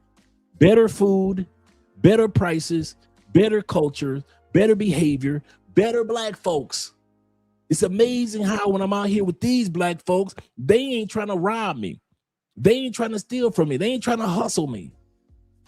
They trying to understand my culture as an American black, and I'm trying to understand their culture as Latin black. We ain't sitting around backbiting each other. They trying to learn my language. I'm trying to learn their language. It's amazing how you try to sit back and try to tell a person that it is better out here. You can't even tell Americans that it is better outside of America when it comes to certain things. Other than military and money, tell me where it's better in the United States. I'll wait. Comment section is right there. Other than military and money, tell me where it's better in the United States. Don't talk about no laws. You can't talk about medical. It's not better. You can't say freedom. There are countries that have far more freedom for men, women, and LGBTQ than the United States. So you can't say freedoms. What you gonna say? Car prices? The average car in the United States now costs the average brand new car in the United States costs $51,000. Can't use car prices. House prices, ownership. We just looked at the other day. Over 98% of people in Japan, in China, own their home outright. And don't owe no back this or back that on it. And they don't get paid as much as we do. Think about it. In China, they don't even get paid as much as we do, anywhere near as much as we do. And 98% of them own a house. Not a raggedy house, not a piece of junk house, a nice house, a nice apartment, a nice condo. They got so many homes over there. They got empty towns and empty cities full of empty buildings. Brand new. Ain't nobody ever lived in them. Come on, put in the comment section. What's guns? We got better guns. That fall under the auspices of protection or military. Come on, guys, let's be real. I'm serious. This is your time to shine, my fellow Americans, red, white, and blue. Other than money or military might and guns under that umbrella as well. Good point, brother. Tell me where it's better. Well, if it was so bad, why is everybody trying to get there? Stop it with that lie. Do you really? We talked about this before. We're travelers. Travelers are the one thing I love about being a traveler. I'm gonna come to the super chats in a second, guys, and the cash apps. The one thing I love about being a traveler is this: you ain't got to believe the lies no more. If America was so bad, why is everybody trying to come here? Why has America got such an immigration issue? You talking about the same type of literally the same immigration issue that Germany is going through. France is going through, the Norwegian area is going through, Spain is going through. You mean that same one that Italy is going through? What makes you think the United States is the only one that's going through immigration issues? Those of us who got passports know. You go to Spain, it's a lot of illegal immigrants over there. Go to France, same dance. They say France within the next 10 to 15 years will not be white dominated either. They say it's so many black and brown people in France now, they about to take over again. The reason why I say again, because historically it was a black and brown country. So when Americans be coming with that hoopla, talk about so everybody wants to come here. Dude, number 2 reason everybody trying to come there, everybody trying to come here. Okay, all you dudes here that been here in Colombia during the Biden administration, from really overtook, I can't say the Obama because Obama was shipping people out. During the Biden administration, between 11 to 13 million people came in. 11 to 13 million. 11 to 13 million. Number 1 group was Asian people. Number 1. Then Latin. ICE will have you think Latin was number 1, but the number 1 illegal immigrants in the United States that came in during the Biden administration were Asian people. How many of y'all was here in Colombia during the Biden administration or visiting Colombia? Did everybody try to leave? How many of y'all know somebody that left? During the Biden, anybody could have left. Anybody could. Your girlfriend, Andrea's family members, anybody could have walked. How come everybody? Did you see everybody leaving? Because Americans will sell it as if everybody want to come. Did you see all the Mexicans? Mexicans are right there. How come the Mexicans didn't leave in masses? Did the Mexicans stay in Mexico? So all the Mexicans didn't leave. What about the Guatemalans? Did Guatemala all of a sudden get empty? El Salvador, Belize, any of those countries get empty? Oh, it had to be Argentina all the way at the bottom, huh? Oh, they didn't get empty either? Well, Colombia and Peru are right there. So Colombia had to get you. Come on, some of you guys had to know somebody that walked away. All you guys that been messing with Colombia with. So the same Venezuelan chick that you was messing with when Biden first came into office is the same Venezuelan chick you can call today after Biden's out of office when she could have walked away. So she's still here in Colombia too, huh? Biden administration, I'm going to weddings in Colombia, graduations in Colombia, seeing people starting businesses in Colombia, buying their first homes as Colombians in Colombia, building fincas, which is vacation villas in Colombia. Ain't none of these people left. I kid you not. When the highlight, and I mean this, the highlight of when people were walking into the United States, I was at a wedding. True story. I'm at a wedding. One of Andrea's aunts getting married in a beautiful town. Everybody's dancing and having a good time in the reception. You know where my mind went? A true story. True story. I'll never forget this. My mind thought about Americans think that everybody wants to come to their country, come to our country. While I'm looking at these people dancing at a wedding. I'll never forget that. I was actually eating wedding cake and I'm looking at all these Colombians dancing and celebrating, having a great time in their country under their flag. And they could have walked out too. And most of these people already own property here and they got their education. They got their jobs. They could have easily sat back and say, I have something to offer the United States. Just let me in. I'm not a thug. I'm not a drug dealer. I'm not none of that stuff. I'm a Colombian person that has something to offer the country. They did not leave. They are at a wedding. And I'll never forget that moment. I'm sitting up there eating a cake and it was at the peak of people coming into the United States. And I'm thinking, Americans actually think everybody wants to come to our country when everybody doesn't. There are people that love their country just like we love ours. And Americans don't never want to admit somebody else can love their country without being violent about it or attacking us or being demonstrative about it. I love my country and I don't like America. Nobody's saying that. They love their own country and we love ours. And it's easy for us to accept that we love ours, but it's hard for us to embrace the fact that other people love their own country too. How dare Peruvians stay in Peru when they could have came to my country during the Biden administration? How dare the Panamanians stay in Panama when they could have came to my country? It just hurt y'all little soul that everybody does not want to be in our country. Some of y'all think that if I date a Colombiana, she gonna automatically want to. Dude, if I wasn't with Andrea, one of y'all was with Andrea, guess what? Some of y'all I'll put it like this. Any of y'all that would have dated Andrea would have been a disappointed soul.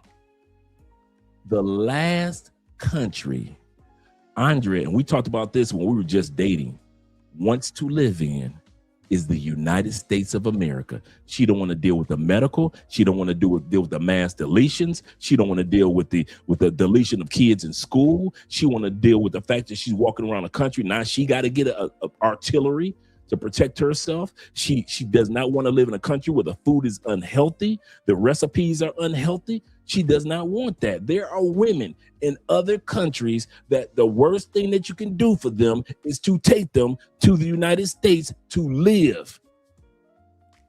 You wonder why she changes, because many women are miserable in our country. Our country is the exact opposite of what made her her. And what do? You drag her to the other country, and then you're surprised that she's no longer her. How the hell you surprised that she ain't her no more?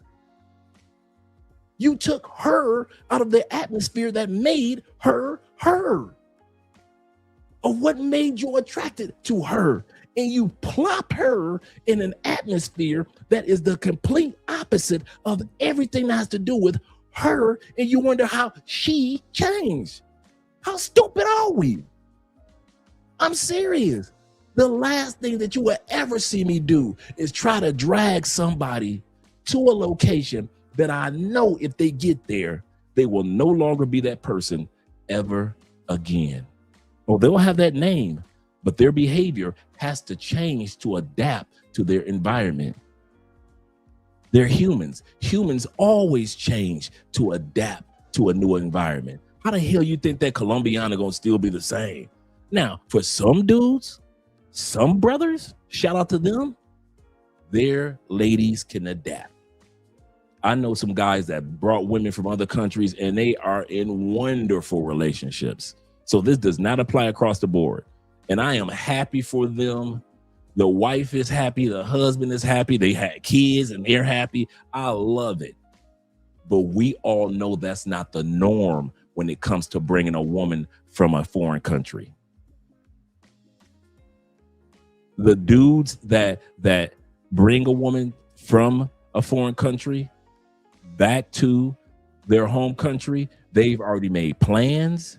They've probably visited the country a few times. Usually the woman, I noticed this, the woman already has stamps on her visa. I noticed the relationships that work out, usually the woman has at least 1 or 2 stamps somewhere in the world, or not on her visa, on her passport, I meant. She's usually have been somewhere before, so the America is not her first country. Either she's been to America a few times, or she's been over here before, she's been over there before. Usually those are the ones I noticed that work out. A woman that's actually been somewhere before. And so when you ask her, baby, you want to come to the States with me? She's like, sure. And I usually see that's one of the things I noticed that works out. Those women have been to places before. So traveling is no big deal to them. They understand the difference in cultures. But for you dudes to drag a woman out the barrios or the favelas and take her back to the States and think that she ain't gonna change in the States, you have to change for the States. You're one way out of the country and completely different outside the country. If you have to change for your country that you grew up in, how much more do you think the woman who's never been to our country is going to change? You understand the adaptation. So why are you guys so surprised when you drag a woman to the States who doesn't have any stamps on her passport, and all of a sudden she becomes this completely different person, and all of a sudden she all acts like an American? Selfish.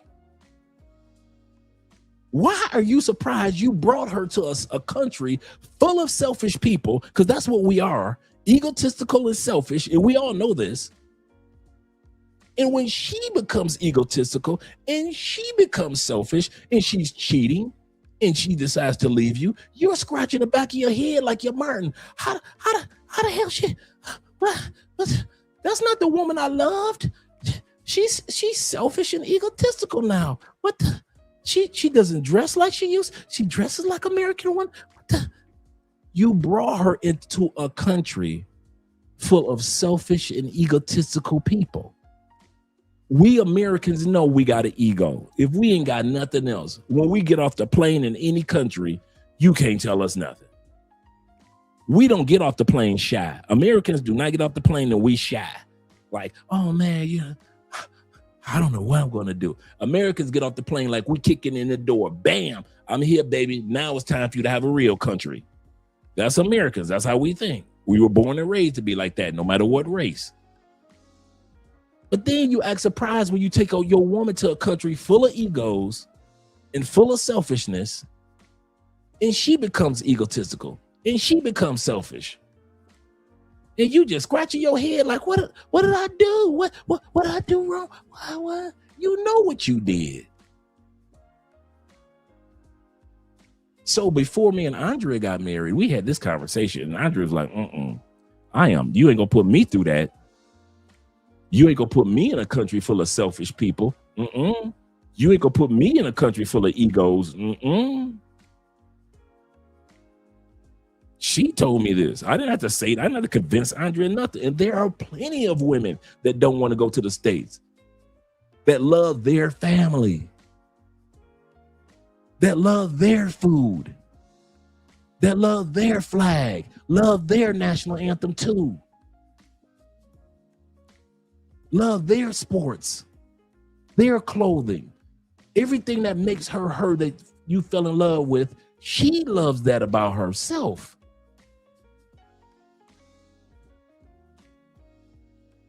So when I sit back and I say black men, my whole rant was about this. Black men, you don't owe anybody anything, especially if you got a passport. Start telling black women the truth back in the States. It is a competition globally. If you don't want to compete, sister, you could cuss, fuss, do whatever you want. It's a global competition now.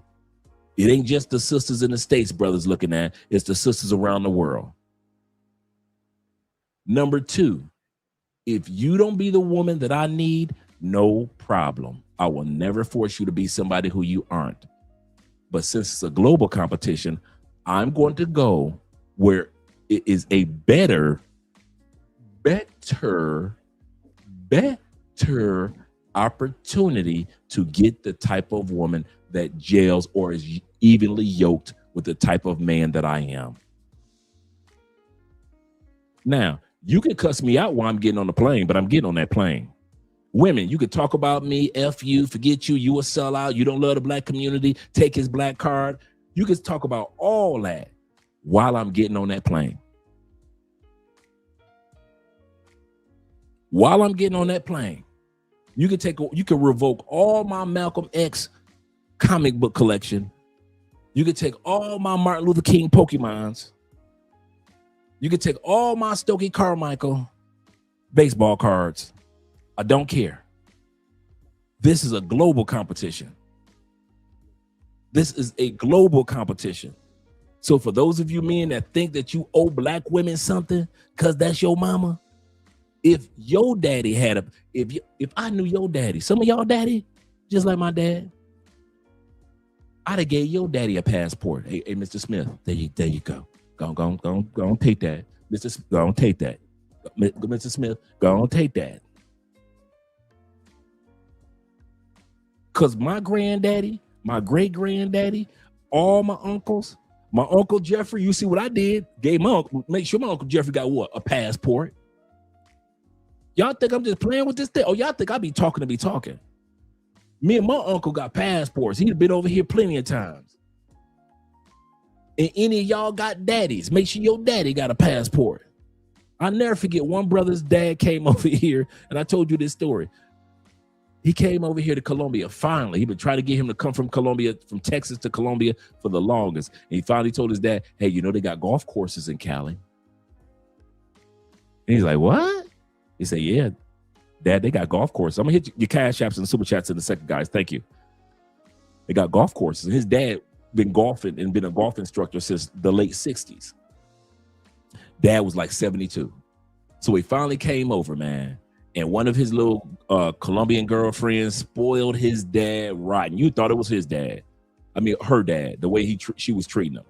And he didn't ask her or nothing. She just spoiled him and spoiled her father to where he came back for a second trip. He told me, while we sitting there, me and my man, we sitting there having some drinks, right? He said, man, you young folks. Now realize, at this time period, I was like 55. He said, you young folks, y'all got it good. Y'all got these passports. You young folks got it good. Other than you military guys, you know, y'all got it good. Y'all got these passports. As if the passports were just invented or something. He said, man, if I had a passport 15 years ago, no, he said 14 years ago, I say, sir, wasn't your wife still alive back then? He said, you heard what I said, young man. And I just started laughing. He said, man, listen. And this was his son that was right there. We all having drinks. He said, man, if I had a passport, even if his mama was still alive, I'd have been gone. I'd have been gone. Year later, my brother's dad passed on. He texted me, he said, you know, my dad passed on, man. He said, but he said, man, I feel so much peace knowing that he got a chance to travel outside the United States. And then the way my little lady friend treated him, he got a chance to see how good women in other countries treat you because they treat you better. He said, Dre, I'm hurt because my dad is gone. He said, but I'm so glad he got a chance to play golf in another country.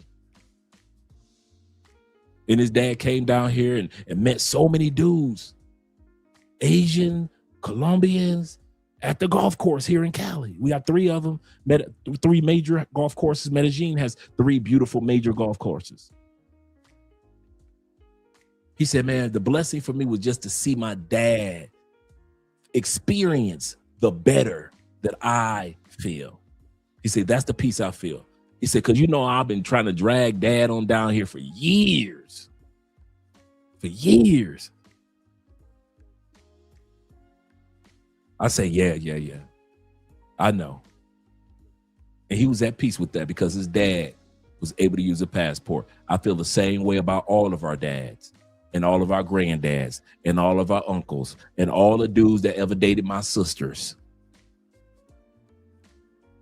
And I say the women in my family are good women. And I still say, men, I wish these men had their passports to make this a global competition. To make it a global competition. Shout out to you guys. Let me get to these super chats. I know I was running off at the mouth for the longest, gentlemen. Let's get back to the video in a second. Let's scroll down, make sure I get everybody. I'll just read from here from Will, because I don't remember where I was. Will says, Dre, that's a U.S. thing. He say foreign ladies will start a conversation and hit on you. Absolutely correct overseas. And this is what Fawdy was saying. Shout out to Fawdy once again. He said the real question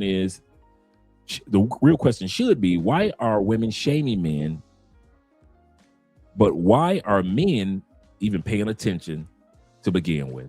Absolutely correct. David says this. Shout out to David Dice once again.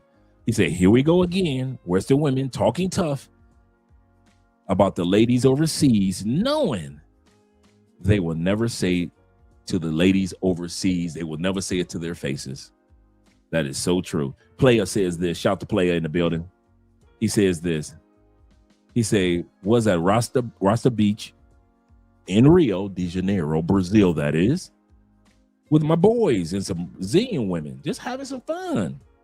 He say 4 rats from the U.S. came to the beach and not one dude was checking for him. Not one. They were shaped like a sack of potatoes. Turf dirt. Straight turf dirt. And shout out to my brother, the YouTuber, my man MAB, the MAB Experience. Shout out to all you military men out there, all you Navy men as well. Well, that's military. Salute OG Andre and the chat. Salute to you with the $20 love. Appreciate you, brother. Really do. Let me scroll back down a little further. We got a man supporting man in the building.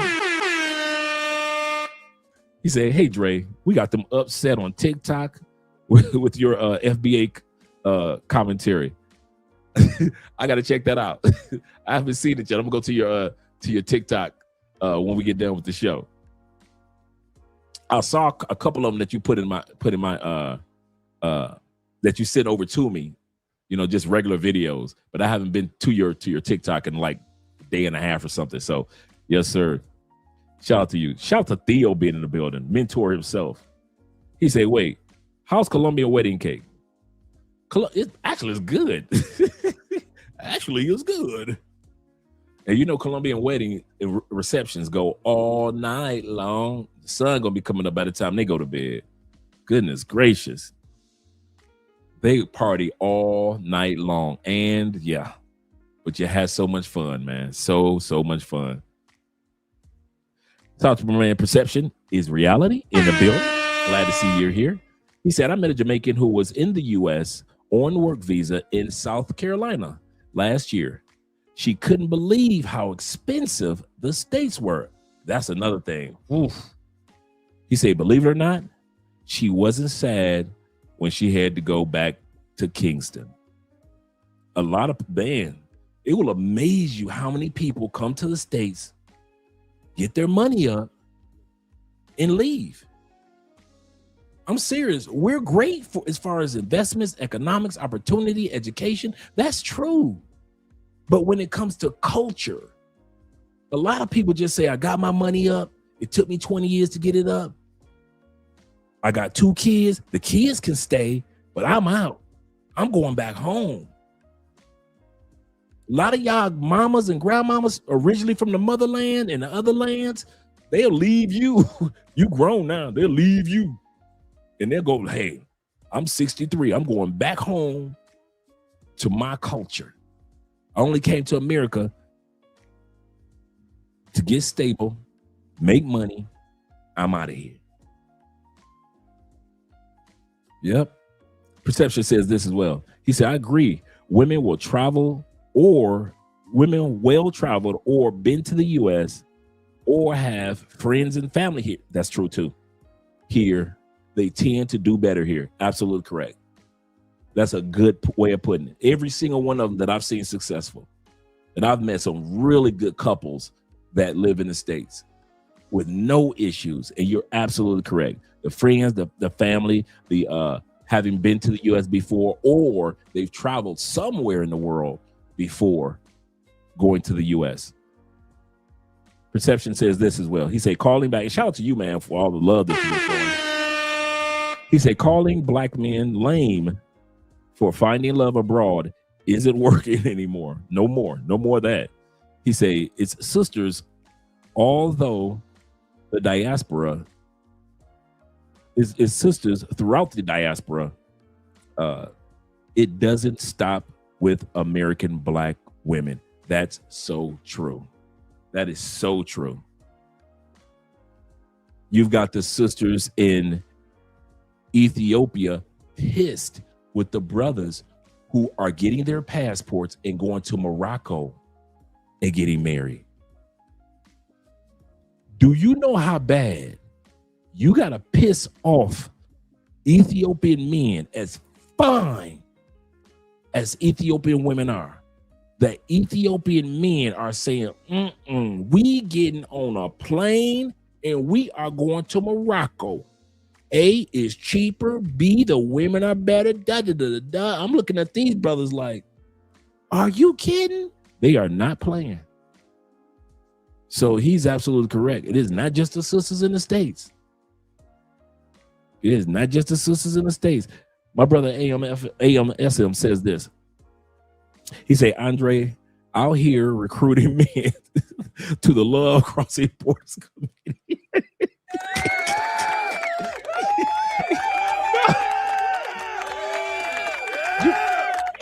You know what, man? You know what the truth is? The truth is, I could sit back and tell y'all a bunch of lies. Here's what the truth is. If y'all want the real truth. If I just wanted money, I would not do male content. I could easily make 5 times as much. And no, it's not a money thing, but it's a money thing. I could easily make 5 times as much lying to women. Y'all know this mouthpiece. I could have easily been Derrick Jackson. Easily. Derrick Jackson at his peak was at 2.2 million subscribers. Even after he failed, today, Derrick Jackson has over 800,000 subscribers. I could have easily went for that money. That's easy money to get. The reason why I do, and Kevin Samuels did, and lead attorneys somewhat still does, and Richie Mack does male-centered content, because we need to be encouraged too. Women got a bunch of content creators encouraging them in this way and that way.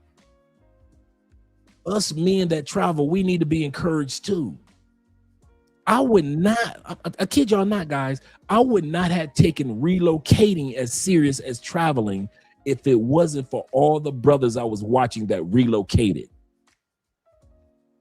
If it wasn't for watching the Ace Lives, Tailor-Made Dreams at that time, Jabril Passport Heavy, I Am Marwa, More to Life, the brother in the Philippines, Danny over in China. If I didn't have these brothers to glean off of and take relocating as serious as vacationing, I would have just been another dude with a bunch of stamps on my passport from vacationing. That's how serious I take men in our opportunity. If you just want to be a traveler, I'm here for you. If you want to be a relocator, I'm here for you, just like those brothers were here for me.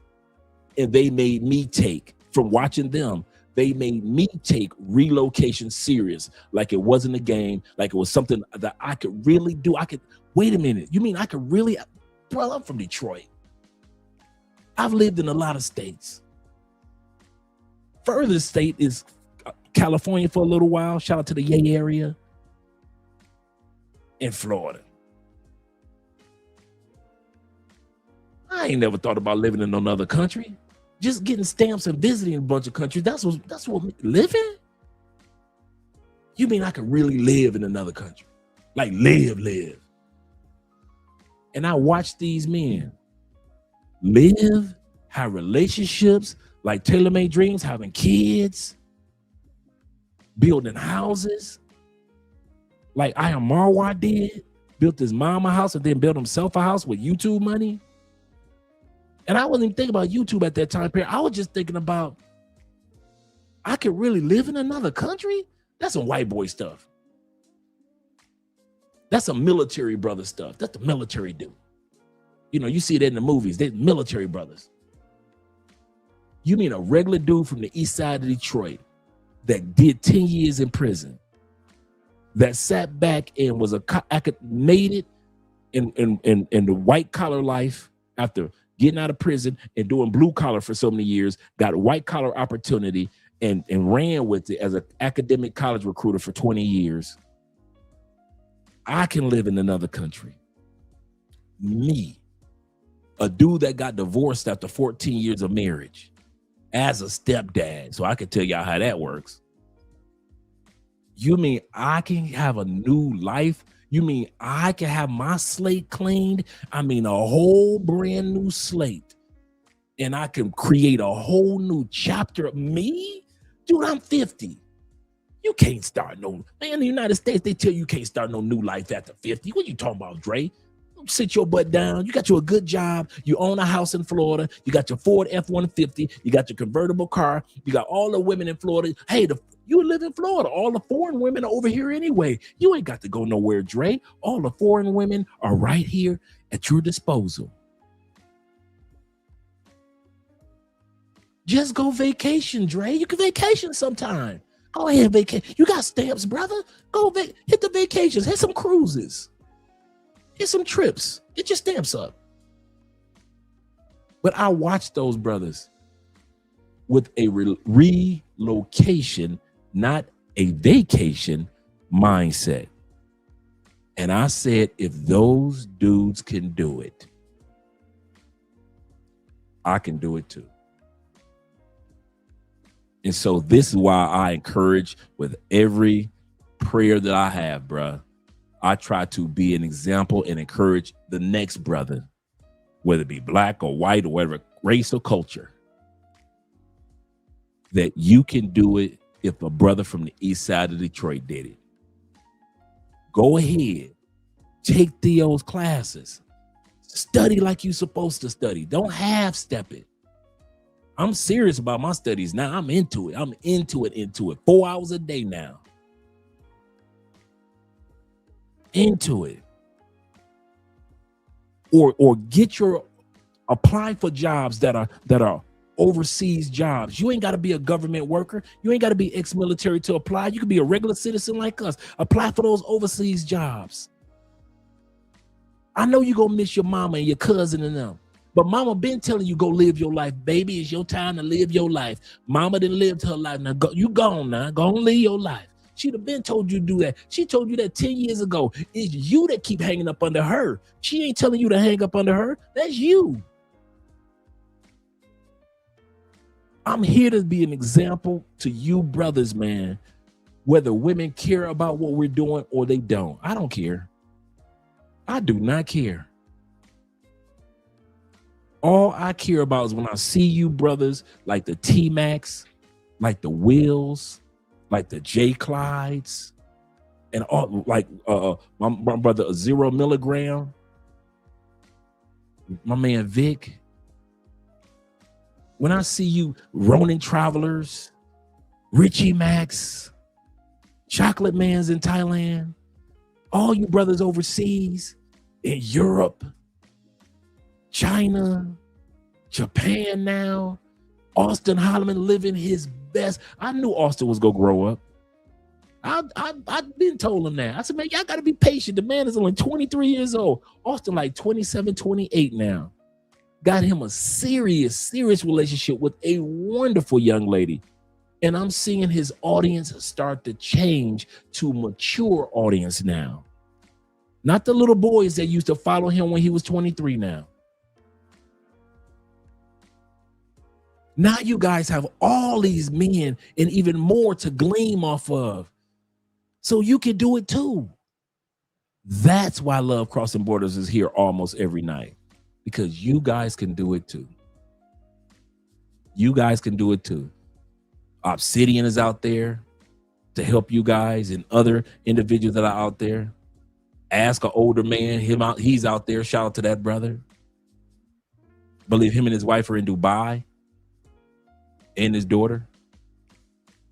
You got a lot to glean off of, man, that we didn't have. So I'm here to encourage you guys that you can live that relocator life as well. Shout out to all you guys. Yes, sir. The Love Crossing Borders Committee, he said, get a passport. You get a passport, you get a passport, you get a passport, you get a passport, you get a passport. Yes, sir. Zeta's in the building with the $10 love. He said, my dad was military Navy, and he's seen damn near every country after he left the States. Dre, you're absolutely right. That's the part that they don't show about Black men leaving the connections and positive love. Absolutely correct. Absolutely correct. Zeta also says this. He said, my dad used to send souvenirs from overseas. That's how I got into traveling. So when I finally left, I understood what the old heads were talking about. I was having a bad day the other day. Just every day overseas is not going to be a perfect day. Some days you're just going to have a bad day. I rarely have bad days. I'm going to say this again. I rarely have bad days. And I had to pause. You know how you have to take life and just put a pin in it. Just pause for a second. And I looked around our apartment and all that Andre and I have accomplished. And then I just so happened to be looking around, and I looked at the refrigerator. And if any of you have seen the photos or videos that I showed of our refrigerator, it's full of magnets to where we don't even have room. It's all on the sides and everything. Because everywhere we go to, we collect magnets. And I just stopped and I just looked at the magnets of all the places that we've been to. Starting at 50 years old. Starting at 50.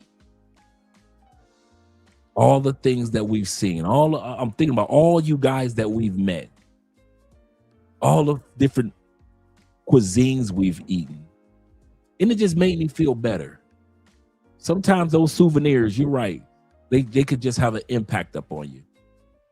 Let's continue on with the video. I didn't want to go rambling like that, guys. I know we got a little bit to look at on the video. Let's go back to the original. But this video was talking about how the brother was compromising.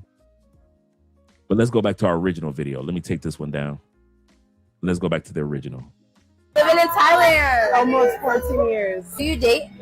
I do. You do? Okay. The men that come out here, they're looking for something else. They're not looking for a wife. They're looking for fun. If you're looking for a serious relationship, maybe not. But if you're looking for a good time, somebody to hang out with. Black men.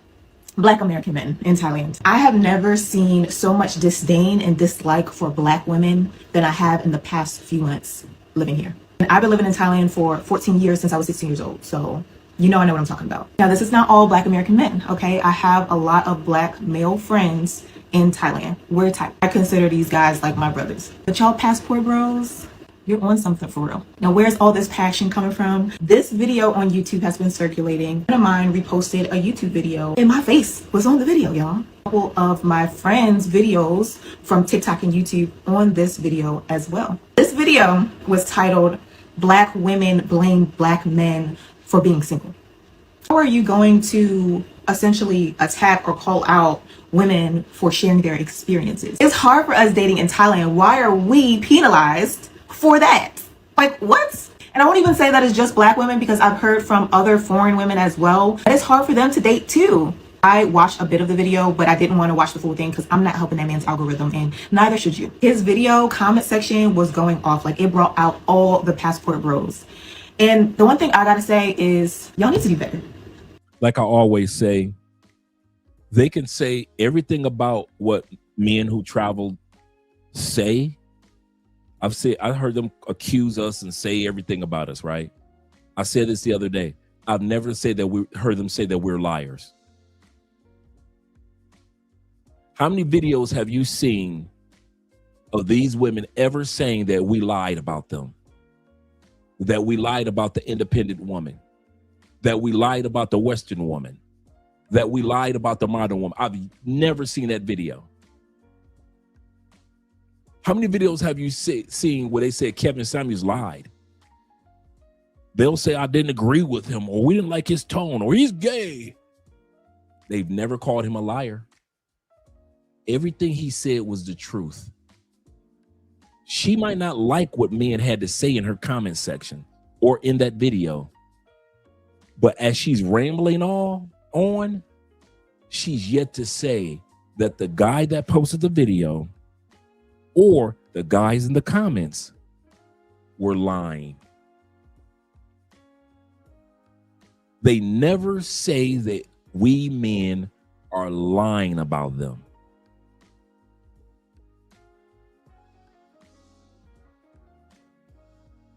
They'll say you don't like Black women, you don't like white women, but they never say that we lie.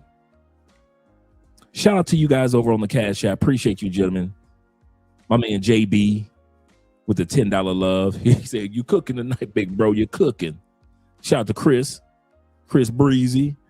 He said, I can't get all this content in. Shout out to you with the $20 love. My man T-Mac, who always supporting. Shout out to all you guys with the $10 love. And my brother Zay supporting Black business. Yes, sir. Shout out to you gentlemen over on Cash App, PayPal, Super Chats. We appreciate you guys. We really do. Really do. Let's continue on with this. Yep, that's a good point, Crypto. If you don't chase us overseas, then you won't get, you won't have to feel bad. January, February, March, April, May, June, July, August. You see how she's saying? Her dating in Thailand. January, single. February, single. March, April, May, all the way through August, single. Even though her grandmother said down at the bottom in purple. She said, my grandmother always said, don't listen to what a man says. You're single until you're married. So since she's not married, she's still single. And right now, it's a great depression that these women going through, not just depression. September, October, November, December. Here's the same thing. She's a woman that living in Thailand, and she says she's struggling with dating. Same thing. Now, if you look at her, I'd say she might be late 20s, early 30s. I think she's relatively attractive. She shouldn't have any struggles dating, but she is, because the Asian men don't want Western women, and Western men want Asian women. Nobody wants them. This is what it feels like. These women are discovering what it feels like to be an average guy in the West. This woman is probably going through what I'm going through. You've gone through what many men have gone through, which is, you know something? I am not getting chosen by anybody. I'm not really given an opportunity. I don't have any, there's just nothing for me. This isn't working out for me. These women are discovering what it's like to be an average man in the United States, and they hate it. They cannot stand it. Girls in Thailand, please talk to me. What is the dating situation like in Thailand? Because I've been here a while now, right? And I'll be honest, I would love to meet a wonderful, kind, wholesome, respectful, sweet, funny Thai guy. But I feel like they're either hiding, they're terrified of me as a Farang girl, or they're just not interested at all. So what is the dating situation like? Like, what's going on? Help a girl out. There's just too many other options. And what's happening too is, I think Southeast Asia, you know, when I was in the Philippines, when I was in Thailand, yes, they have their own movie, they have their own music culture. They've definitely got their own culture, and it's beautiful. It's really awesome. I especially like the Thai culture.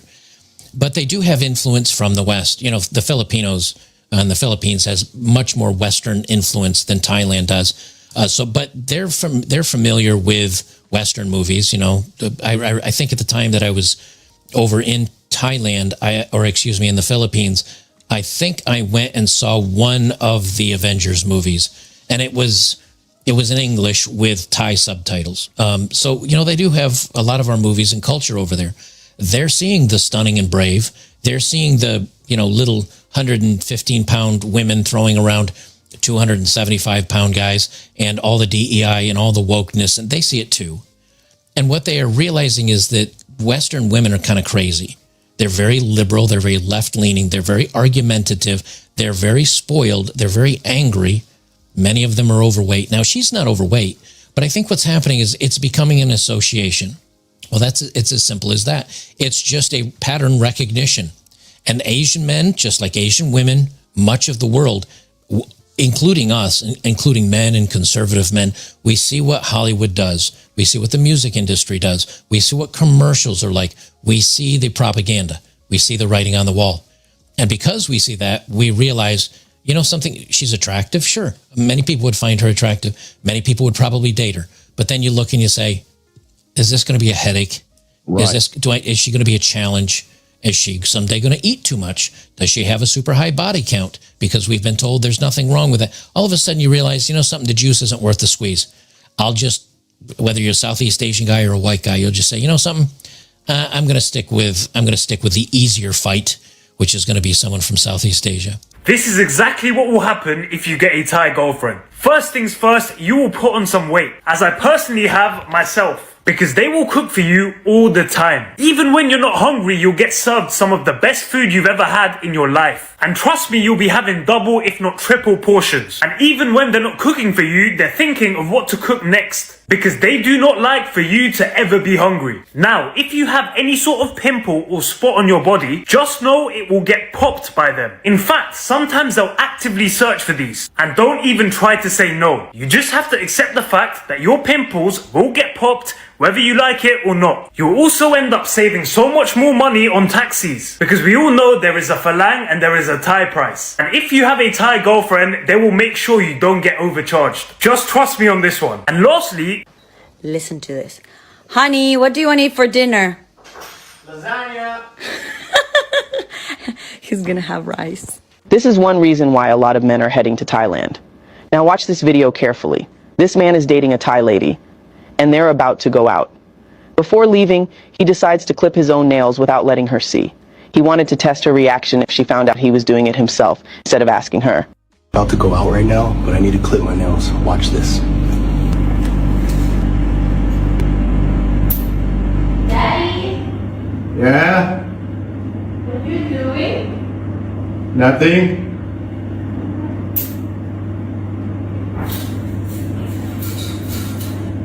Hold on. That's my job. Let me. Things I had to get used to dating a Thai woman. They like feeding you. But first, as you know, I live in Thailand. They love feeding you. I never had it this much. And I'm talking about taking the fork and putting it into your mouth. They like eating together. Very, very family oriented. They're going to always ask you about your family. They're going to be invested into the conversation with you. They're going to remember what you say too, because they're actually listening. I know, fellas, sometimes you're not used to anybody listening to you. They actually be listening. Their femininity is unmatched. It's a built-in femininity. I know I'm going to get some women in the chest. He's a man-child. Well, I'm a wealthy man-child, so shut the fuck up. So especially when you're working really hard throughout the day or throughout the week, man, to have that femininity is absolutely amazing. It's unmatched. You could be upset, and your upsetness is gone because she's just so freaking feminine. Cooperation's at a 10. She's down for the team. She knows I'm a great leader. My track record breaks that down. And that's one thing a lot of women don't understand. If you're with a guy that's obviously super hyper successful, he has a track record of leading. Why don't you listen to him? Look at your track record. You don't have one. I mean, logically, if I'm wanting to be successful, I'm going to go follow that person with a track record of success. But for some reason, modern women don't understand that. It's my opinion's gotta matter. She listens, and I set her up for success. Well, lastly, I'll leave it with this, and this is kind of the cover video or the cover screenshot that you can see here. And World Star Hip Hop found a Filipina on the street. They're just doing various interviews. They came across her. She was just finishing up a workout with her friend. This is what a lot of men would like to find in a woman. Now, it doesn't mean if you bring her back to the United States, she doesn't take every dime from you. I'm not saying that. But it does mean that if you were to go to the Philippines or Thailand or Singapore or Vietnam and decide to live there and work there and make that your home, at least for a while, the odds of you finding a woman that meets all of your desires for being a girlfriend or a wife are much, much higher. Now, of course, we know smart men don't get married. It doesn't give you any guarantees that if whether you stay or whether you come back here, that she would stay with you and wouldn't use you for a visa or something else. But it does show you, at least initially, the mindset of these women is what men are attracted to in the first place. What's your name and age? I'm Roxy and I'm 25 years old. How are you tonight, Roxy? I'm just doing my run here. So yeah.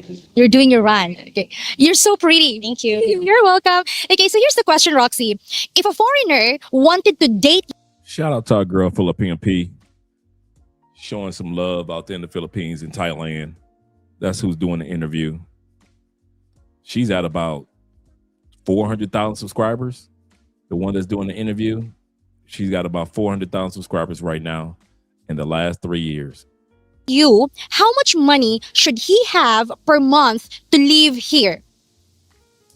I think here in Naga City.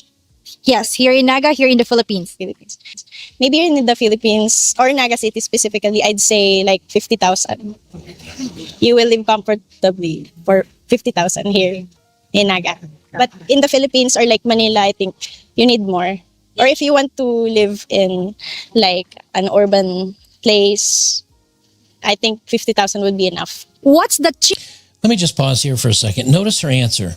The girl questioning says, if a man wanted to date you and live here, how much would he need? Notice that when she was thinking about it, she's thinking, well, Naga City is kind of expensive. You know, if you want to live urban. At no point did she say, well, he needs to make this amount of money to date me. Even though the interviewer specifically said, if a man wanted to date you and live here to date you, how much would he need to make? At no point did she say he needs to make X amount to date me. She just said he'll need X amount to live in the city, to be here and to live comfortably, you know, depending on location. She didn't tie his income or his value to her in any way. She just tied the income and the money to the actual cost of living, which, for those of you just listening, is about $875 a month to live in this area per month. Before he goes any further, he's 100% correct with that when he says that she did not take time out to calculate what she needed from a man. In the West, how much does a man need to make? He need to make at least 150,000. That's just starter. I need my man to make 400,000. I need my man to make 3 million. The man doesn't need that much for himself. These women are in the West calculate your money for them. They calculate your money for them. This young lady ended up on World Star Hip Hop because she calculated your money for you. But at no point did that money, did she tie it to her as a person? That's key. It doesn't sound like, if you don't think about it, it doesn't sound like much. But if you think about a lot of the interviews where the guy on the street says, how much would a man need to make to date you?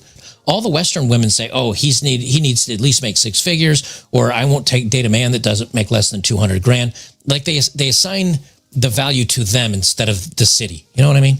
It's interesting to see that she didn't even connect the dots at all. What's the cheapest date would still impress you? Oh, date. I'd say cafe date or coffee dates, or we can go eat street food. Yeah, I'd appreciate that. How much do you think it would cost if you go on a street food date? Like street food, if it comes to street food, I think like 300 or 500 pesos. Yeah, for both of us. She would be impressed if a guy spent a cup of coffee on her, spent $5 to $8 for 2 people, which is $2.50 to $4. She would appreciate that. She would be impressed by that. How many times do we hear Western women say, oh, he's got to spend at least $100 on dinner, at least 200. Red Lobster doesn't count, or I don't know, Applebee's or some other restaurant doesn't count. He needs to put in the effort. This is what men look for. This is the humbleness, the relaxed attitude, the non-challenging, the I deserve so much more. This is all men want, and they can't understand it. What's the most romantic thing a guy can do without spending money? Cook for me, I guess. And what would it be? Like a simple date at home, or we can cook together like pasta or chicken. Pasta, like spaghetti? Like carbonara, and like more protein. I need more protein. Okay, this one. If a foreigner made only 30,000 Philippine pesos a month, would you still date him? Yeah, if I work too, yeah, that would be okay.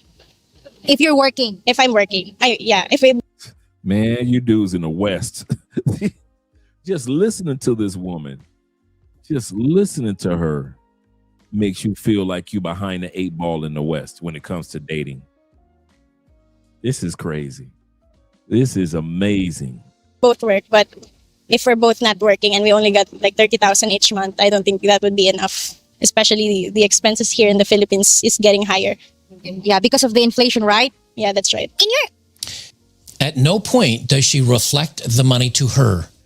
It's just, if we were going to be living together, if we're dating, either we both have to work so we could afford, because the amount she said, 30,000, is about $525 a month, I think she said.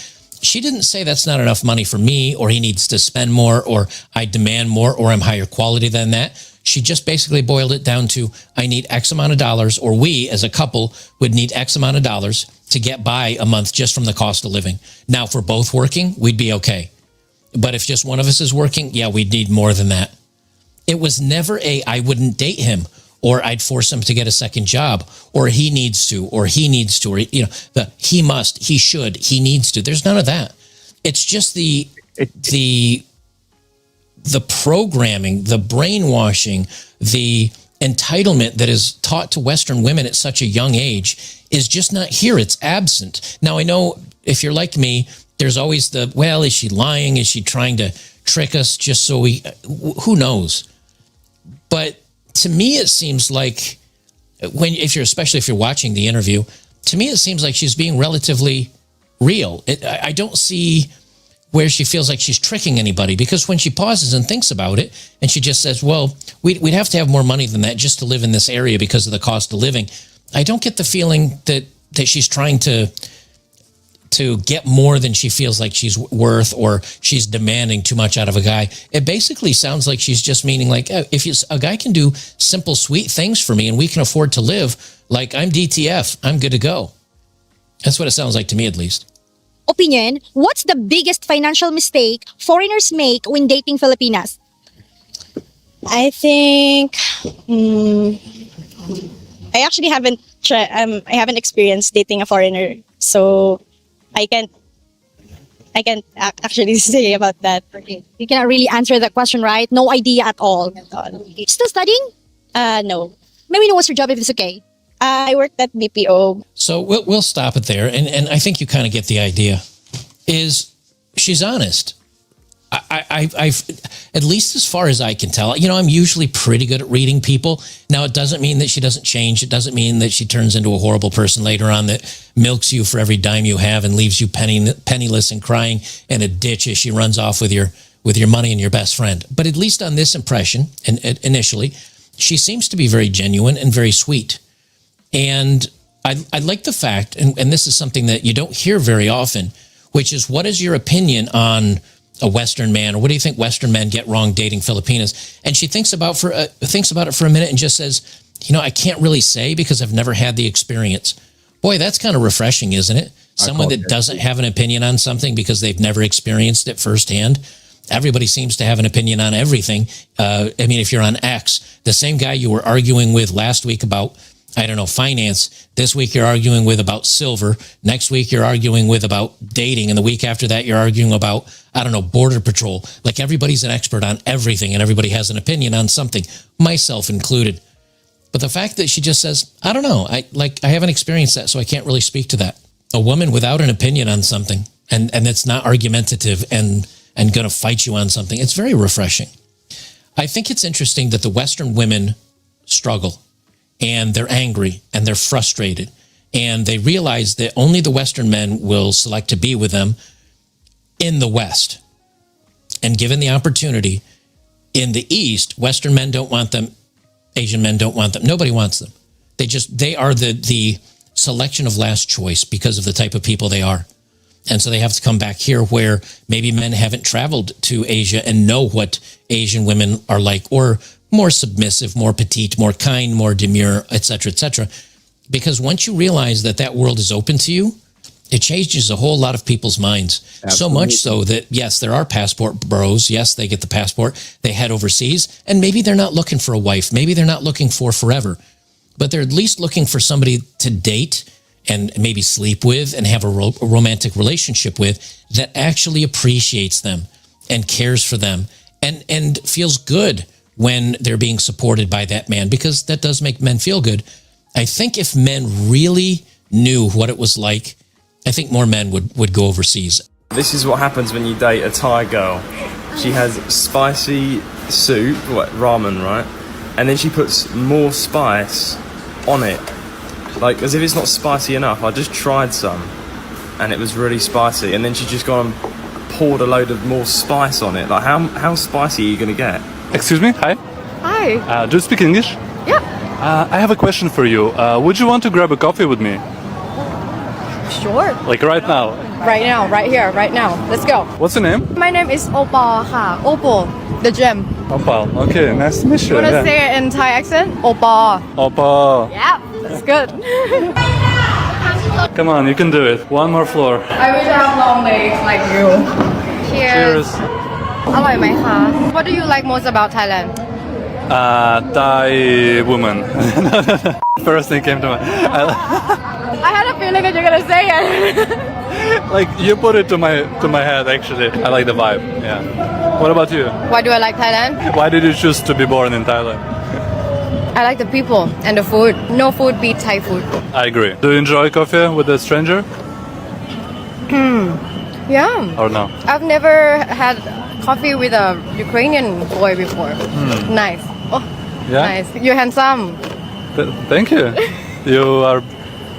You made me speechless. You're very gorgeous. He has never heard that. He probably hasn't heard that in a while or hasn't heard that at all. Left the man speechless just from a compliment. Just from a compliment. Oh, ขอบคุณค่ะ Can you tell that I'm a girl or a lady boy? I think you are a girl. This is what it's like to get custom tailor-made suits for you and your partner in Bangkok, Thailand. So we Oh, now you know I'm jealous of this. Oh, you dudes that go to Thailand. This is one area I am jealous. The custom suits. The prices that you get for good custom suits. went with Michael Taylor. It's located in the MBK Center right next to the Patumwan Princess Hotel. They had over 200 5-star reviews, so we had to try it out. There was a huge range of suits, dresses, ties, and shirts. And the first step was choosing the suit color and material. After taking a look at a bunch of different colors, I ended up going for a light cream. And my girlfriend decided to go for a white linen suit. The next step of the process was choosing the inner lining. And they had some really cool designs. I went for this green color and my girlfriend chose the peacock design. And then it was time to take our measurements for our tailor-made suit. And as you can see, I'd put on some weight, but no need to worry because they also offer suit adjustments. Couple days later, we returned to try on our suits for any adjustments they needed to make. And guys, I was loving this, feeling like a bearded James Bond. Now I went for a slim fit suit, so they made sure to mark on some adjustments so the suit would fit close to my body. But my girlfriend's suit was absolutely perfect. It ended up fitting her very well and the inner lining was beautiful. But the only problem was she wouldn't stop posing after this. On the same day, they made the adjustments and delivered the suit to my condo. And this was the final result. It fit so nicely and I was really impressed. So make sure to pay Michael Taylor's a visit the next time you're in Bangkok. This is the full story of how I met my girlfriend here in Thailand. So it all started off the first time I was training Muay Thai in Bangkok. I was training at a place called, what was the name? Elite Fight Club. And she decides to walk in about 20 to 30 minutes late. 15 minutes. Okay, 15 minutes late. She skips the warm-up. I'm sweating, but as soon as she walks... sweating. I'm sweating, but as soon as she walks in, guys, she was looking stunning. 10 out of 10. Absolutely beautiful. So, I had a little plan in my head, guys. I had to be smart about it. So a little, I think big plan. Big plan, big plan. I had to be smart about it. I wasn't just going to approach her while she was training like most guys would. Propose? Approach, okay. So I thought of a plan in my head. I was like, you know what? I'm going to ask her to take a photo of me in the ring after training and see where it goes from there. The training session finishes. We're all sweating. We're all tired. I go up to her and I ask her, oh, is it all right if you take a picture of me, please? And guess what? She used to work as a photographer, didn't you? I am. So she didn't just take one photo of me. She took like... 100. No hundreds. Let's 50. She took about 20 photos of me trying to get the good... 40. She took about 40 photos of me trying to get all the angles going up, down, telling me to go there, telling me to go here. And she clearly put a lot of effort into it. We got chatting. I could tell she was good vibes. After that, I treated her to some coffee. Turns out she's a caffeine addict, just like me. After the training session, we went to get some coffee. We went to get some food. She showed me a little bit around Bangkok in the local area. And then, how many months later? About 3 months later? 4. 4 months later, we're here in Bangkok. Tomorrow, we're going on holiday, little vacation to Koh Samui. She's excited, I'm excited. And yeah, that's the story of how I met my beautiful Thai girlfriend. Get you a Thai woman. Babe, that's my line. I'm supposed to say that. Thai or foreigner? Foreigner. Why? I would like to have half Asian children, and I think it's more opportunity for them and for me as well. It's up to the person that who am I with? Am I get along with them? Are we on the same page or something like that as well? So, you know, a lot of the men are traveling to Thailand and they are out there, you know, doing their thing. You're right. They messing with women, whatever. Well, you got this black woman that decides to go to Thailand, and I don't know why some of these women are showing up in these places where these men are going, but let's go ahead and check that out. Let me tell y'all, I be seeing my brothers out here getting themselves some of these Thai girls, honey. Well, they all out here getting the Thai girls. But you can tell it's lopsided. And what I mean by lopsided, you can tell those girls be too pretty for the men that they be with. Black or white. I be looking like, girl, what you doing up? But I get it though, you know. But you do see beautiful couples here too. But I be looking like y'all came all the way out here to get yourself a Thai girl, which is fine because the Thai girls are beautiful. But it just be looking so weird because some of these girls be so beautiful and the guys be like monsters. like they be. Why is she worried about them if they're such monsters? Why are you worried about them? Why are you making videos about these men that are monsters? Be looking like straight Fat Albert and Freddy Krueger mixed together, and they be having this supermodel looking Thai girl. I'd be like, girl, ain't that much money in the world. But maybe it is. Maybe it's true love. I ain't here to judge. You know, and if it wasn't true love, maybe it developed into true love. They say you learn to love people. Maybe some of the American men come out here and treat these women good, but it ain't even just Americans. The white guys, there's Australians, Russians, people from Singapore, you know, Canadians. They all be having their Thai girls. All love them. When the brothers see me, they be looking at me like like I'm a judge them. Like I be like, I see you, brother. Do your thing. Tell you something. You gonna miss us, okay? If you used to date black women and you stop dating black women, there's a bunch of beautiful women out there with beautiful personalities. But if you stop dating us, when you see us, when they see us, you gonna miss us. Ma'am, when these men go to Thailand, they're not going to Thailand looking for black women, just to be honest with you. Clearly they're going to Thailand to look for Thai women, if that's what they're over there to do. If they wanted to go overseas looking for black women, then there's plenty of countries they could have went to. They could have went to the Caribbean. Plenty of black women are there. The continent of Africa, plenty of black women are there, right? And they do have some African women that live in Thailand, but those guys aren't going to see those women. They're going to see Thai women. When I did my travels, I could have easily seen myself staying maybe in more rural areas of the Philippines or in like northern Thailand. I didn't get to the south of Thailand very much, but like Chiang Mai, Chiang Rai, there were some really nice cities up. And what I found is that the women were nice and they were sweet, and not all of them. Everybody assumes you're going to get a bar fly, you know, some lady that works at a bar and gives it up for $5 American. There's a surprising number of women that are not like that still are on the dating apps, that go on a date, that want to get to know you a little bit before, you know, they kiss you or hold your hand or make out with you or sleep with you. You know, there are normal girls there too. And many, many more of them, I would say, than here in the West. I think if more men experience that before dating a Western woman, before getting involved with a Western woman, I think if we took every 18-year-old man here in the United States and just let him live abroad, not for the hookups, not for sleeping with a woman, just have him live abroad and see what it feels like to live as the better half, to see what it's like to have women appreciate you and be attracted to you and flirt with you and be nice to you, even if you're just an average guy, just to get that feeling of, oh, this is what it feels like to be treated like a human, like I'm actually I deserve to be here. You know, Western men have been treated so poorly for so long that you kind of get the, well, yeah, I'm just a guy. I'm an average guy. Of course I'm going to be treated like crap. And of course women ignore me and are rude to me. I think if you got to experience that for a while and then you came back here and women were rude to you or uppity to you, you'd tell them to F off. You wouldn't simp for them. You wouldn't be liking all their photos on Instagram or whatever. I think men need to get this refresher of what it feels like to be loved and cared for and deserved of appreciation. It's just been so long since we've had that I think men forget. And I think because of it, the world is worse for it. But these women, once they find out what it's like, they're looking for the exit. They do not like being treated like the average man.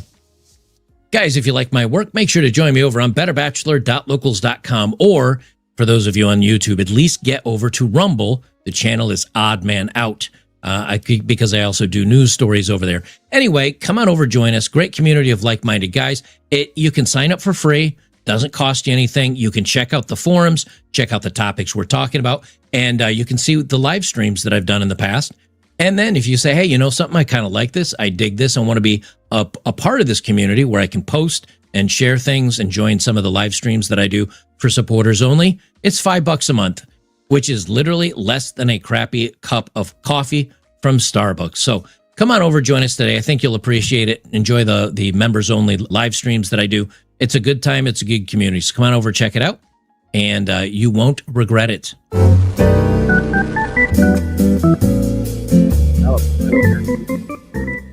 Shout out to him. Shout out to all you guys that are here.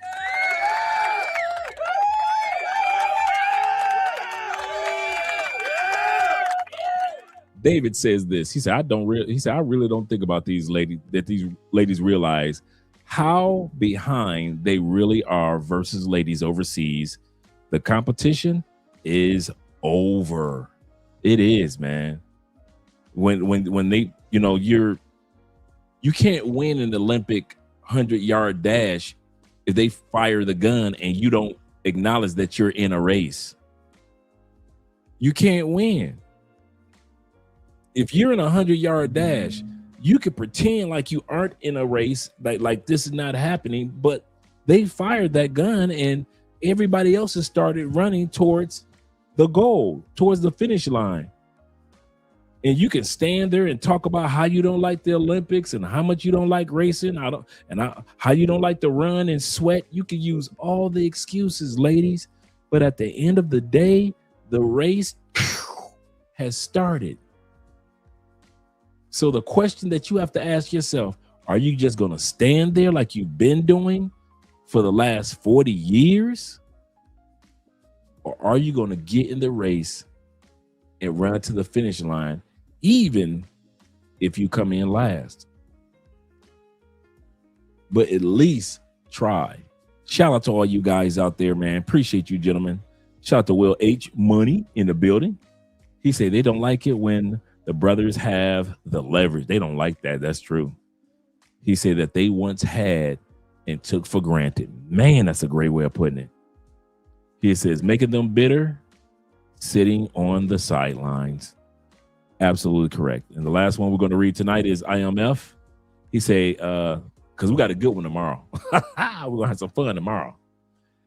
He say, next thing is to see Andre and Andrea's start a cologne company. That would be fun.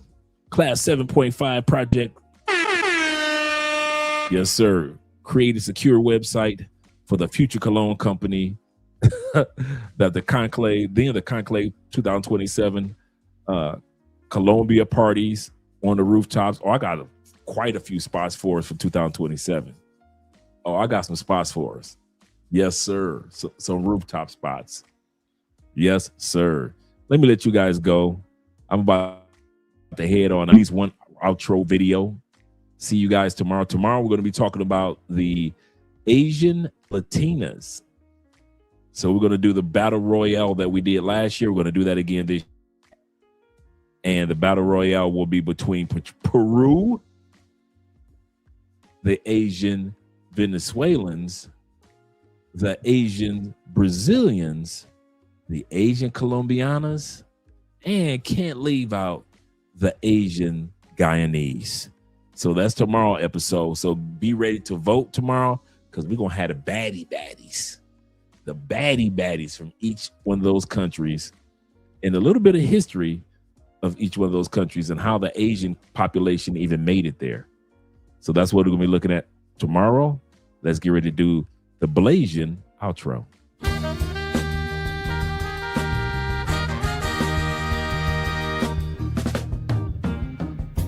We can do better.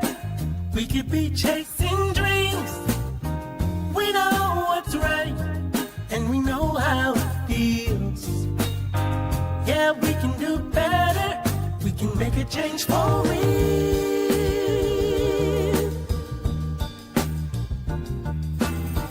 Yeah, we can do a lot better. We can be facing fears. We know what's up, and we know how to get there. Yeah, we can be stars. We can be the best. Just put us to the test and we'll show the world there's another way. If we just try a little every day, we can make it better.